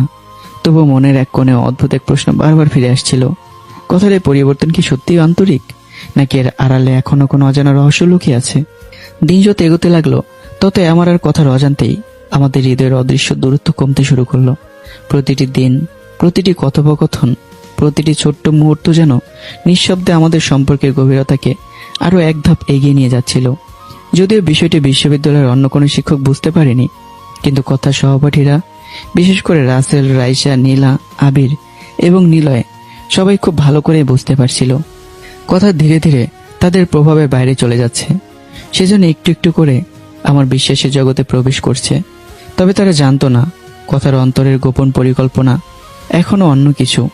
এভাবে দেখতে দেখতে 3 মাস, 4 মাস, তারপর 5 মাস কেটে গেল। এই দীর্ঘ সময়ে কথা পুরোপুরি নিশ্চিত হয়ে গেল আমি তাকে পছন্দ করি, হয়তো ভালোবাসি। কিন্তু প্রতিবারই শিক্ষক শিক্ষার্থীর সম্পর্কের অদৃশ্য দেয়াল আমাকে নিজের অনুভূতি প্রকাশ করতে বাধা দেয়। সেই সংকোচই আমাকে বারবার এক পা এগিয়ে আবার 2 পা পিছিয়ে নিয়ে আসে। এদিকে আমি ধীরে ধীরে নিজের মনকে আর অস্বীকার করতে পারছিলাম না। নিঃশব্দে নিজের মনে বলে উঠলাম, কথা যদি আমার ছাত্রী না হতো তাহলে হয়তো অনেক আগে আমার মনের সব কথা, আমার ভালোবাসার প্রতিটি অনুভূতি তার সামনে নিঃসংকোচে প্রকাশ করে দিতাম। কিন্তু সেটা সম্ভব নয়। সে আমার ছাত্রী। আমি যদি ভুল কোনো পদক্ষেপ নেই তাহলে হয়তো আমাদের এই সুন্দর বন্ধুত্বটাই চিরদিনের জন্য হারিয়ে ফেলবো। এদিকে কথা একটা সিদ্ধান্ত নিয়ে ফেলেছে। দীর্ঘদিনের পরিকল্পনাকে আর অপেক্ষায় রাখতে চায় না সে। মনে মনে নিজেকেই বলল, আজ বিশ্ববিদ্যালয় ছুটির পর আদ্রিয়ান স্যারকে একটা পার্কে নিয়ে যায়। আজই আমার মনের সব কথা তাকে বলবো। আমি নিজেই তাকে ভালোবাসার কথা বলবো। সেই সিদ্ধান্তের সঙ্গে সঙ্গে তার ঠোঁটের কোণে এক রহস্যময় হাসি ফুটে উঠল। আর ঠিক সেই হাসির আড়ালে লুকিয়ে রইল এমন এক পরিকল্পনা যার কথা এই মুহূর্তে আমি তো দূর, পৃথিবীর আর কেউই জানে না। হোস্টেলের রুমে বসে মনোযোগ দিয়ে পড়াশোনা করছিল কথা। চারপাশে নিস্তব্ধ পরিবেশ। বইয়ের পাতায় চোখ রেখে নিজের জগতে ডুবেছিল সে। ঠিক তখনই দরজার সামনে এসে দাঁড়ালো রাইসা। হঠাৎ তাকে এভাবে সামনে দাঁড়িয়ে থাকতে দেখে কথা ভুরু কুঁচকে মুচকে এসে বলল, কিরে রাইসা, এভাবে সামনে দাঁড়িয়ে আছিস কেন? আমাকে মারবি নাকি? রাইসা ধীরে ধীরে এগিয়ে এসে কথার সামনে বসে পড়ল। তারপর গম্ভীর কণ্ঠে বলল, আমার মনে হচ্ছে তুই আদ্রিয়ান স্যারের প্রেমে পড়ে গেছিস। শুধু প্রেম না, একেবারে হাবুডুবু খাচ্ছিস। কথাটা শুনে কথা হো হো করে এসে উঠল। পাশের বারিশটা তুলে রাইসার গায়ে ছুঁড়ে মেরে বলল, প্রেম? তাও আমি? তোর মাথা ঠিক আছে তো? যেদিন সূর্য পশ্চিম দিক থেকে উঠবে সেদিন এই কথার মনে কারোর জন্য প্রেম জন্মাবে। দেখিস না, আবির নিলয় আমাদের সিনিয়র হয়েও আমার জন্য পাগল। আমি কিন্তু কখনো তাকে পাত্তা দিইনি, উল্টো সরাসরি না করে। রাইসা কিছুক্ষণ চুপ করে থেকে আবার বলল, তাহলে তুই আদ্রিয়ান স্যারের সঙ্গে যেভাবে চলছিস, আমাদের কাউকেই সময় দিচ্ছিস না। এর কারণটা কি? অন্তত আমাকে তো বলতে পারিস। কথার ঠোঁটের কোণে ধীরে ধীরে রহস্যময় হাসি ফুটে উঠল। সে নিচু স্বরে বলে উঠল, শোন, আদ্রিয়ান স্যার যেদিন আমাদের অপমান করেছিল, আমার অহংকার আর আত্মসম্মানে যেভাবে আঘাত করেছিল, এটা তারই প্রতিশোধ নেওয়ার একটা পথ। কথাটা শুনে রাইসার চোখ বিস্ময়ে বড় হয়ে গেল। সে আতঙ্ক মেশানো কণ্ঠে বলল, তুই কিন্তু আগুন দিয়ে খেলছিস কথা। যেভাবে আদ্রিয়ান স্যারের সঙ্গে মিশছিস, একদিন দেখবি তুই নিজেই ওনার প্রতি দুর্বল হয়ে সত্যি সত্যি প্রেমে পড়ে গেছিস। রাইসার কথা শুনে অট্টহাসিতে ফেটে পড়ল। হাসতে হাসতে রাইসার কাঁধে আলতো দু একটা চাপড় মেরে বলল, তুই আমার বাবাকে চিনিস? রাইসা কপাল কুঁচকে তাকাতেই কথা গর্ভভরা কণ্ঠে বলল, আসলাম খান। চট্টগ্রামের এমন একটা নাম যার নাম শুনলে অনেক মানুষের পায়ের নিচের মাটি সরে যায়। যে মানুষ দিনের আলোতেও রক্ত ছড়াতে দ্বিধা করে না, দিনে দুপুরে মানুষ জবাই করে আমার বাবা। রাইসা কথাটা শুনেই যেন বিদ্যুৎ স্পষ্ট হয়ে দু কদম পিছিয়ে গেল। বুকের উপর হাত রেখে বড় বড় শ্বাস নিতে নিতে কাঁপা গলায় বলল, আসলাম খান? সেই আসলাম খান যিনি একদিন প্রকাশ্যে একজন এমপিকে মারধর করেছিলেন, যার কাছে মানুষ হত্যা নাকি সাধারণ পশু জবাই করার মতোই ব্যাপার। তুই সেই আসলাম খানের মেয়ে? কথা গর্ব ভরে মাথা নাড়ল। হ্যাঁ, আমি সেই আসলাম খানের মেয়ে। আর একটা কথা, আমার বিয়েও অনেক আগে থেকেই ঠিক করা আছে। যার সঙ্গে আমার বিয়ে ঠিক হয়েছে তার নাম শুনলে তোরাও পায়ের নিচের মাটি থাকবে না। রাইসা এবার সম্পূর্ণ হতবাক, আতঙ্কিত হয়ে বলল, কি বলছিস? তোর বিয়ে আগে থেকেই ঠিক হয়ে গেছে? আমাদের তো কোনোদিনও বলিসনি। কে সে? নামটা বল। কথা ধীরে ধীরে বলল, আমার বড় চাচার ছেলে, রায়ান খান আরহান। মানুষটা একেবারে সাইকো। কেউ যদি আমার দিকে চোখ তুলে তাকায়, সে সেই চোখ তুলে ফেলতেও পিছুপা হয় না। স্কুলে পড়ার সময় একজন প্রভাবশালী শিল্পপতির ছেলে আমাকে ফুল দিয়ে প্রপোজ করেছিল। সেই ছেলেটার হাতে ফুল ছিল, আরহান ভাই সেই হাতটাই কেটে দিয়েছিল। রায়ান খান আরহান নামটা উচ্চারিত হওয়ার সঙ্গে সঙ্গে রাইসার মুখের রং মুহূর্তে ফ্যাকাশ হয়ে গেল। তার শরীর থরথর করে কেঁপে উঠল। সে আবারও দু এক পা পিছিয়ে নিজের বুকের উপর হাত চেপে বড় বড় নিঃশ্বাস ফেলতে লাগলো। আতঙ্ক বড় চোখে সে ফিসফিস করে বলল, রায়ান খান আরহাম মানে সেই মানুষ যার এক কথায় চট্টগ্রামের বড় বড় মন্ত্রী, প্রভাবশালী নেতা, সন্ত্রাসী, গ্যাংস্টার সবাই উঠে বসে? সেই রায়হান খান আরহান দিনে দুপুরে মানুষকে কেটে টুকরো টুকরো করে ফেলে, তাও ভরা মানুষের সামনে সেই রায়হান খান আরহান? কথার শোকে তখন গর্বের ঝিলিক। সে দৃঢ় কণ্ঠে বলল, হ্যাঁ, সেই রায়ান খান আরহান। তাকে আমি ভালোবাসি না, কিন্তু আমি এমন একজনকেই চাই যার নাম শুনলে সবাই ভয় পাবে। মন্ত্রী, পুলিশ, সন্ত্রাসী, গ্যাংস্টার সবাই যার উপস্থিতিতে কেঁপে উঠবে। আর আমার আরহান ভাই ঠিক তেমনই একজন মানুষ। রাইসা আতঙ্কে শুকনো ঢোক গেলে কাপা গলায় বলল, তার মানে আবির ভাই, নিলয় ভাই আর এখন আদ্রিয়ান স্যার যেভাবে তোর সঙ্গে মিশছে, যদি আরহান ভাই জানতে পারে তাহলে তো তাদের জীবনই বিপদের মুখে পড়ে যাবে। আরহান ভাই আদ্রিয়ান স্যারের অস্তিত্ব মুছে দেবে এই দুনিয়া থেকে। রাইসার চোখে তখন বিস্ময়ের আতঙ্ক একসাথে খেলা করছে। সে অবিশ্বাসের দৃষ্টিতে কথার দিকে তাকিয়ে রইল। যেন নিজের কানকে বিশ্বাস করতে পারছে না। তখন কথা বেপরোয়া ভাবমূর্তি নিয়ে ঠোঁটের কোণে অহংকারে হাসি ফুটিয়ে ধীরে ধীরে বলে উঠল, আমি তো চাই আগে আদ্রিয়ান স্যার আমার প্রেমে হাবুডুবু খাক, তারপর আমার ভালোবাসার আঘাতে তার অন্তরটা, তার মনটা টুকরো টুকরো করে দেব। এরপর আনহান ভাইয়ের কানে শুধু একটা নাম তুলে দেব, আদ্রিয়ান স্যার। কথাগুলো শুনে রাইসা রীতিমতো স্তব্ধ হয়ে গেল। চোখ দুটো বিস্ফোরিত, বুকের ভিতর নিঃশ্বাসের ওঠানামা বেড়ে গেছে। নিজেকে সামলে নিয়ে সে কাপা গলায় বলল, তুই তো এক ঝিলে দুই পাখি মারতে চাইছিস কথা। একদিকে তোর অপমানের প্রতিশোধ, আর অন্যদিকে আদ্রিয়ান স্যারের জীবনটাই শেষ হয়ে যাবে। অন্যদিকে নিজের নির্জন ফ্ল্যাটের জানালার পাশে দাঁড়িয়েছিলাম, হাতে ধোয়া ওঠা এক কাপ কফি। দূরের ব্যস্ত শহরের দিকে স্থির দৃষ্টিতে তাকিয়ে নিজের জীবনের গত 6 মাসের কথা ভাবছিলাম। মাত্র 6 মাস আগেও আমি ছিলাম ব্যবসায়িক জগতের এক অপ্রতিরোধ্য নাম। যে প্রজেক্টে আদ্রিয়ান মির্জা টেন্ডার জমা দিত, সেখানে প্রতিদ্বন্দ্বী প্রতিষ্ঠানগুলো ভয়ে টেন্ডার জমাই দিত না। আমার নাম শুনলে বড় বড় ব্যবসায়ীদের কণ্ঠ শুকিয়ে যেত। আমার ক্রোধের সামনে বাঘের গর্জনে যেন স্নান হয়ে পড়ত। আর আজ আমি একজন সাধারণ বিশ্ববিদ্যালয় শিক্ষক। ঠোঁটের কোণে শান্ত একটু হাসি ফুটিয়ে নিজেকে বললাম, এতে আমার কোনো আফসোস নেই, কারণ ছোটবেলা থেকে আমার স্বপ্ন ছিল একদিন আমি একজন বিশ্ববিদ্যালয়ের শিক্ষক হব। পরদিন বিশ্ববিদ্যালয়ে এসেই আমার চোখ অজান্তেই কাউকে খুঁজতে লাগলো, কিন্তু আমি জানতাম না কেন এমন হচ্ছে। শুধু এতটুকু বুঝতে পারছিলাম, কথাকে না দেখলে আমার মন অদ্ভুত এক শূন্যতায় ভরে যায়। কিছুক্ষণ পর বিশ্ববিদ্যালয়ের মূল ফটক দিয়ে ধীর পায়ে ভেতরে প্রবেশ করলো কথা।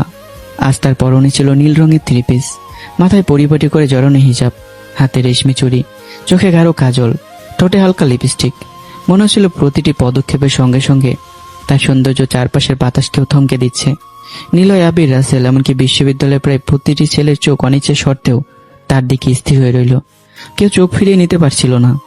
আমি এক মুহূর্তের জন্য নির্বাক হয়ে তাকিয়ে রইলাম।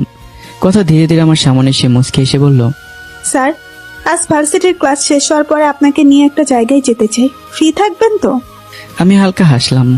I am always free my dear student. কথা আর কিছু না বলেই মৃদু হাসি উপহার দিয়ে ক্লাসরুমের ভিতরে চলে গেল। পুরো ক্লাস জুড়ে আমি পড়াচ্ছিলাম ঠিকই, কিন্তু মাঝে মধ্যে আমার দৃষ্টি অজান্তে কথার দিকে চলে যাচ্ছিল। আর কথা সেসব বুঝেও কিছু বুঝছে না, এমন ভান করে মাঝে মাঝে মুচকি এসে নিচু হয়ে বইয়ের দিকে তাকাচ্ছিল। অন্যদিকে তার মনের গভীরে চলছিল সম্পূর্ণ ভিন্ন এক খেলা। ক্লাস শেষ হতেই সবাই একে একে বেরিয়ে যেতে লাগলো। রাসেল এসে কথার সামনে দাঁড়িয়ে বিরক্ত গলায় বলল, কিরে কথা, যাবি না? ইদানিং দেখছি আমাদের একেবারে পাত্তা দিচ্ছিস না। আদ্রিয়ান স্যারকে পেয়ে মনে হয় আমাদের ভুলেই গেছিস। কথা শুধু চোখের ইশারায় তাকে থামিয়ে দিয়ে শান্ত গলায় বলল, বেশি কিছু বলিস না, চুপচাপ চলে যা, পরে তোর সঙ্গে কথা বলবো। সবাই চলে যাওয়ার পর বিশ্ববিদ্যালয় প্রায় ফাঁকা হয়ে গেল। আমি আর কথা ধীর পায়ে হাঁটতে হাঁটতে কাছের একটি পার্কে গিয়ে বসলাম। দুজনের মাঝখানে নেমে এলো এক অদ্ভুত নীরবতা। মৃদু বাতাস বইছে, অথচ কারো মুখে কোনো কথা নেই। অবশেষে নীরবতা ভাঙলাম। কথা, আজ তো বলেছিলি কিছু বলবে, এখন এত চুপ করে আছো কেন? কথা লজ্জায় মুখ অন্যদিকে ফিরিয়ে নিল। আঙ্গুল দিয়ে ওনার প্রান্ত মোচড়াতে মোচড়াতে নিচু স্বরে বলল, স্যার, কিভাবে শুরু করব বুঝতে পারছি না। অনেক সাহস নিয়ে এসেছিলাম, কিন্তু এখন মনে হচ্ছে সব সাহস কোথায় যেন হারিয়ে গেছে। সাহস না পেলে বলার দরকার নেই, চলো তাহলে আর যাই। কথা যেন থমকে গেল, দ্রুত মাথা নেড়ে বলল, না না স্যার, যাবেন না। আসলে কোথা থেকে শুরু করব সেটাই বুঝতে পারছি না। তুমি যেভাবে ভয় পাচ্ছ মনে হচ্ছে আমি কোনো বাঘ আর এক্ষুনি তোমাকে খেয়ে ফেলবো। কথা কিছুক্ষণ মাথা নিচু করে নীরবে বসে রইল, তারপর ধীরে ধীরে মুখ তুলে মৃদু কণ্ঠে বলল, স্যার, আপনি তো বাঘ নন, কিন্তু একজন মানুষ। যখন তার স্বপ্নের মানুষকে, নিজের মনের মানুষকে বুকের ভেতর লুকিয়ে রাখা সব অনুভূতির কথা বলতে চায়, তখন হাজারো জড়তে এসে তাকে আটকে ধরে। কথাগুলো শুনেই আমি যেন মুহূর্তে জমে গেলাম। বিস্ময়ে আমার চোখ দুটো বড় হয়ে উঠল। আমি নির্বাক হয়ে কথার দিকে তাকিয়ে রইলাম। আর কথা মাথা নিচু করে আবার বলতে শুরু করলো, প্রথম দিন থেকে আপনার ব্যক্তিত্ব, আপনার গুড লুকিং, আপনার স্টাইল সবকিছুই আমার ভীষণ ভালো লাগতো। কিন্তু আমার অহংকার আর বেপরোয়া স্বভাবের জন্য সেই অনুভূতি প্রকাশ করা তো দূরের কথা, উল্টো আপনার মনেই আমি নিজের হাতে হাজারো ভুল ধারণা ঢুকিয়ে দিয়েছিলাম। আপনার মনকে বিষাক্ত করে তুলেছি। আমি অবাক চোখে তাকিয়ে শান্ত গলায় বললাম, আজ হঠাৎ এসব কথা কেন? আর আমি তোমার মনের মানুষ কথাটা ঠিক বুঝতে পারলাম না। কথা গভীর একটা নিঃশ্বাস ফেলে ধীরে ধীরে বলল, স্যার, যেদিন আপনি আমার নারীত্ব, আমার চলাফেরা আর জীবনযাপন নিয়ে প্রশ্ন তুলেছিলেন, সেদিন থেকে আমি নিজেকে বদলানোর চেষ্টা করি। তারপর আপনার সঙ্গে বন্ধুত্ব হলো। সেই বন্ধুত্বের মাঝে কখন যে আপনার প্রতি আমি দুর্বল হয়ে পড়েছি নিজেও বুঝতে পারিনি। সে একটু থামলো। কণ্ঠ আরো ভারী হয়ে এলো। এখন শুধু একটা কথাই মনে হয়, যদি কোনোদিন আপনি আমার থেকে দূরে চলে যান, তখন মনে হয় বুকের ভেতরের হৃৎপিণ্ডটা ছটফট করে চিৎকার করে উঠবে, না আদ্রিয়ান, শুধু আমার। কথাগুলো শেষ হতেই আমি যেন বিদ্যুৎ স্পষ্ট মানুষের মতো উঠে দাঁড়ালাম। আমার মুখে বিস্ময়, চোখে মুখে তীব্র অস্থিরতা। কথা, তুমি কি বলছো? আমি আর টিচার, বিষয়টা এত সহজ নয়। কথা এবার শান্ত স্বরে উত্তর দিল। স্যার, আমি এখন 21 বছরের বেশি, আপনি 30। এই বয়সে পার্থক্য আমার কাছে কোনো বিষয় নয়। আমি শুধু আমার অনুভূতির কথাই বললাম। পৃথিবীর কোথাও তো লেখা নেই দুজন প্রাপ্তবয়স্ক মানুষ একে অপরকে সম্মান করলে ভবিষ্যতে এক হতে পারবে না। একজন শিক্ষক একজন শিক্ষিকা ভালোবেসে বিয়ে করতে পারে না। আমি দীর্ঘক্ষণ চুপ করে রইলাম।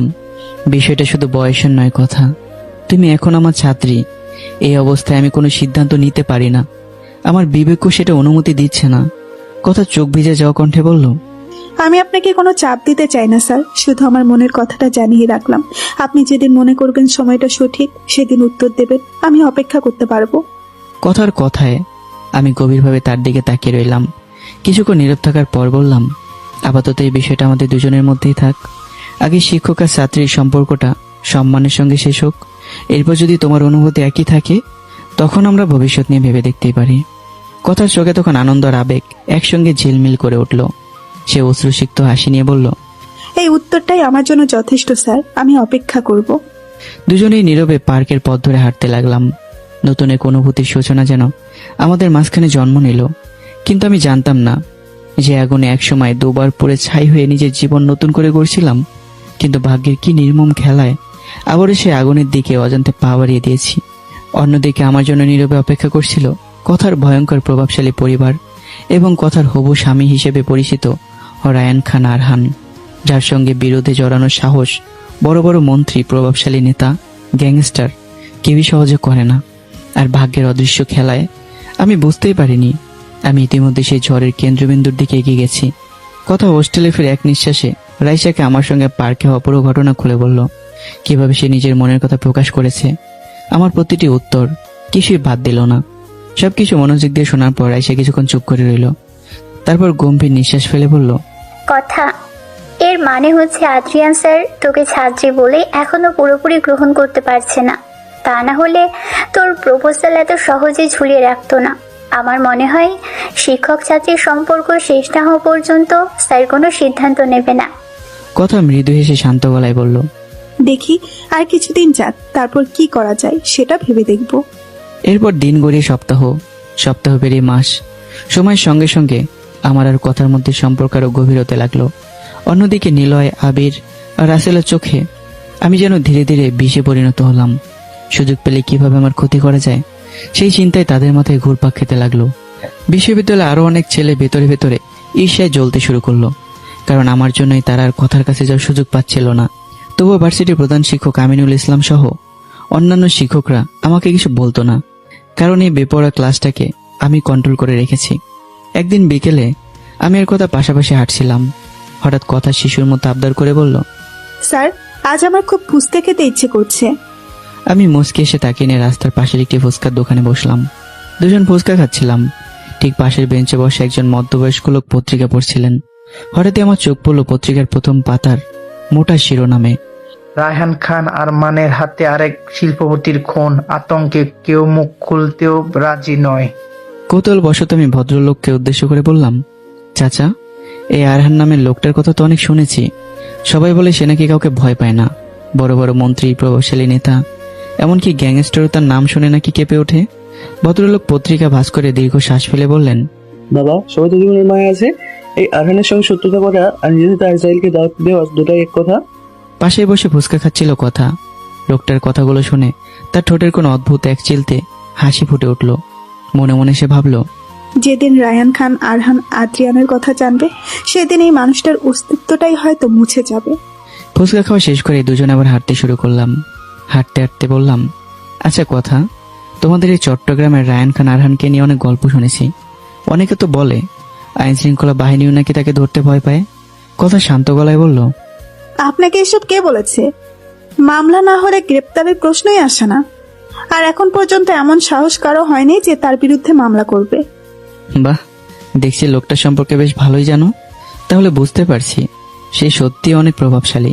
এমন অবস্থায় মানুষ ভয়ে তার বিরুদ্ধে দাঁড়াতেই পারে না। কথা মুচকে এসে আমার দিকে তাকিয়ে বলল, জীবনের মায়া সবারই আছে স্যার, আর তার সামনে দাঁড়ানোর মতো মানুষ এখনো জন্মায়নি। হতে পারে জন্মেছে, শুধু এখনো তাদের মুখোমুখি দেখা হয়নি। কোনোদিন যদি সত্যিকারের রয়্যাল বেঙ্গল টাইগারের সামনে পড়ে, তখন বোঝা যাবে কে আসলে কতটা শক্তিশালী। কথা শুধু রহস্যময় হাসি আসলো। সেদিনের মতো দুজনে বিদায় নিলাম। কথা ফিরে গেল হোস্টেলে, আর আমি ফিরে গেলাম আমার একাকী ব্যাচেলর বাসায়। এরপর টানা 3 দিন কথা বিশ্ববিদ্যালয়ে এলো না। হঠাৎ অসুস্থ হয়ে পড়ছিল সে। প্রথম দিন কোনোভাবে নিজেকে সামলে নিয়েছিলাম আমি। দ্বিতীয় দিন থেকে অদ্ভুত এক অস্থিরতা আমাকে গ্রাস করতে শুরু করলো। আর তৃতীয় দিন আমি যেন নিজের উপর থেকে নিয়ন্ত্রণে হারিয়ে ফেললাম। বারবার আমার চোখ ক্লাসরুমের দরজার দিকে চলে যাচ্ছিল। প্রতিটি পদধ্বনিতে মনে হচ্ছিল এই বুঝি কথা এসে দাঁড়াবে, কিন্তু না, সে এলো না। সেদিনই আমার প্রথমবার নিজের মনকে স্পষ্ট করে চিনতে পারলাম। আমি বুঝে গেলাম অজান্তে এই কথাকে আমি নিজের হৃদয়ের গভীরে স্থান দিয়ে ফেলেছি, এমন এক জায়গায় যেখান থেকে তাকে সরিয়ে ফেলা সম্ভব নয়। হঠাৎ আমার মনে পড়ল, এতদিন একসঙ্গে চলাফেরা করেও আমি কখনো কথার ফোন নম্বরই নেইনি। আর সেই ছোট্ট ভুলটাই আজ আমার অস্থিরতার সবচেয়ে বড় কারণ হয়ে দাঁড়ালো। আমার মনে একের পর এক প্রশ্নের ঝড় বয়ে যাচ্ছে। নিজেকে প্রশ্ন করছিলাম, কথা তো বলে সে আমাকে ভালোবাসে, কিন্তু যদি সেও রাহিয়ার অথয়ের মতো একদিন বদলে যায়, যদি সেও আমার ভালোবাসাকে অস্বীকার করে, যদি আবারও প্রতারণার শিকার হই। একবার নয়, দুবার বিশ্বাস ভেঙে চুরমার হয়ে গেছে আমার। সেই পুরনো ক্ষতগুলো যেন আবারও নতুন করে রক্ত জড়াতে শুরু করলো। অস্থিরতা আমার মাথা যেন কাজ করাই বন্ধ করে দিল। ঠিক তখনই করিডোরে আমার চোখে পড়লো রাইসাকে। আমি দ্রুত তার সামনে গিয়ে জিজ্ঞাসা করলাম, রাইসা, কথা কোথায় থাকে? রাইসা কোনো কিছু না বুঝে হোস্টেলের নাম আর রুম নম্বর বলে দিল। সেদিনের আমি ক্লাসে মন বসাতে পারলাম না। অস্থির হৃদয় নিয়ে সোজা কথার হোস্টেলের দিকে রওনা দিলাম। পথে হাঁটতে হাঁটতে আবারও নিজের মনকে বললাম, যদি কথা আমাকে ছেড়ে চলে যায়, এবার আর ভেঙে পড়বো না। প্রয়োজনে নিজের জিনিস নিজে আদায় করে নেব, জোর করে হলেও। সারা জীবনের জন্য জোর করে নিজের করে নেব। কিছুক্ষণ পর আমি হোস্টেলে পৌঁছে গেলাম। রাইসার দেওয়া রুম নম্বর খুঁজে বের করে দ্রুত কথার কক্ষের সামনে গিয়ে দাঁড়ালাম। দরজাটা হাত খোলা ছিল। ভেতরে ঢুকে দেখলাম কথা বিছানায় বসে মোবাইলে স্ক্রল করছে। হঠাৎ আমাকে সামনে দেখে কথা বিস্ময়ে দাঁড়িয়ে গেল। তার চোখ দুটো বড় বড় হয়ে গেল। এক মুহূর্ত দেরি না করে আমি দ্রুত এগিয়ে গেলাম। আবেগে ভেঙে পড়া মানুষটার চোখে তখন আর কোনো দ্বিধা ছিল না। আমি কথার 2 কাঁধ আলতো করে ধরে ফেললাম। আমার বুকের ভিতর হৃদস্পন্দন এতটাই দ্রুত চলছিল যে খুব কাছাকাছি দাঁড়িয়ে থাকা কথা পর্যন্ত সেই অস্থিরতার ছন্দ অনুভব করতে পারছিল। কথাকে খুব শক্ত করে জড়িয়ে ধরলাম আমি। বিস্মিত কণ্ঠে কথা বলল, স্যার কি হয়েছে, আপনি এমন করছেন কেন? আমি গভীর শ্বাস নিয়ে আবেগ ভরা কণ্ঠে বললাম, Katha, I love you, I really really love you, you are my heart. এই 3টে দিন তোমাকে না দেখে আমি বুঝতে পেরেছি তুমি আমার হৃদয়ের কতটা গভীরে জায়গা করে নিয়েছো। কথাগুলো শুনে কথার ঠোঁটের কোণে ধীরে ধীরে একটুখানি হাসি ফুটে উঠল। বাইরে থেকে সেই হাসি ছিল নির্মল, কিন্তু তার মনের গভীরে এই জন্য এক অন্য হিসাব চলছিল। সে মনে মনে ভাবলো, অবশেষে আমার পরিকল্পনার প্রথম ধাপ সফল হলো। তবে কথা তখনও জানতো না সে অজান্তে এমন এক ঘুমন্ত বাঘের হৃদয়ে হাত দিয়েছে, যার জেগে ওঠার পরিণতি কেমন হতে পারে তার সময় একদিন তাকে বুঝিয়ে দেবে। আর এটা জানতে হলে অবশ্যই আপনাদের পরের পর্বের জন্য অপেক্ষা করতে হবে। এরপরে শুরু হতে যাচ্ছে এমন এক যুদ্ধ যেখানে এক বাঘের মুখোমুখি হতে যাচ্ছে আরেক সিংহ।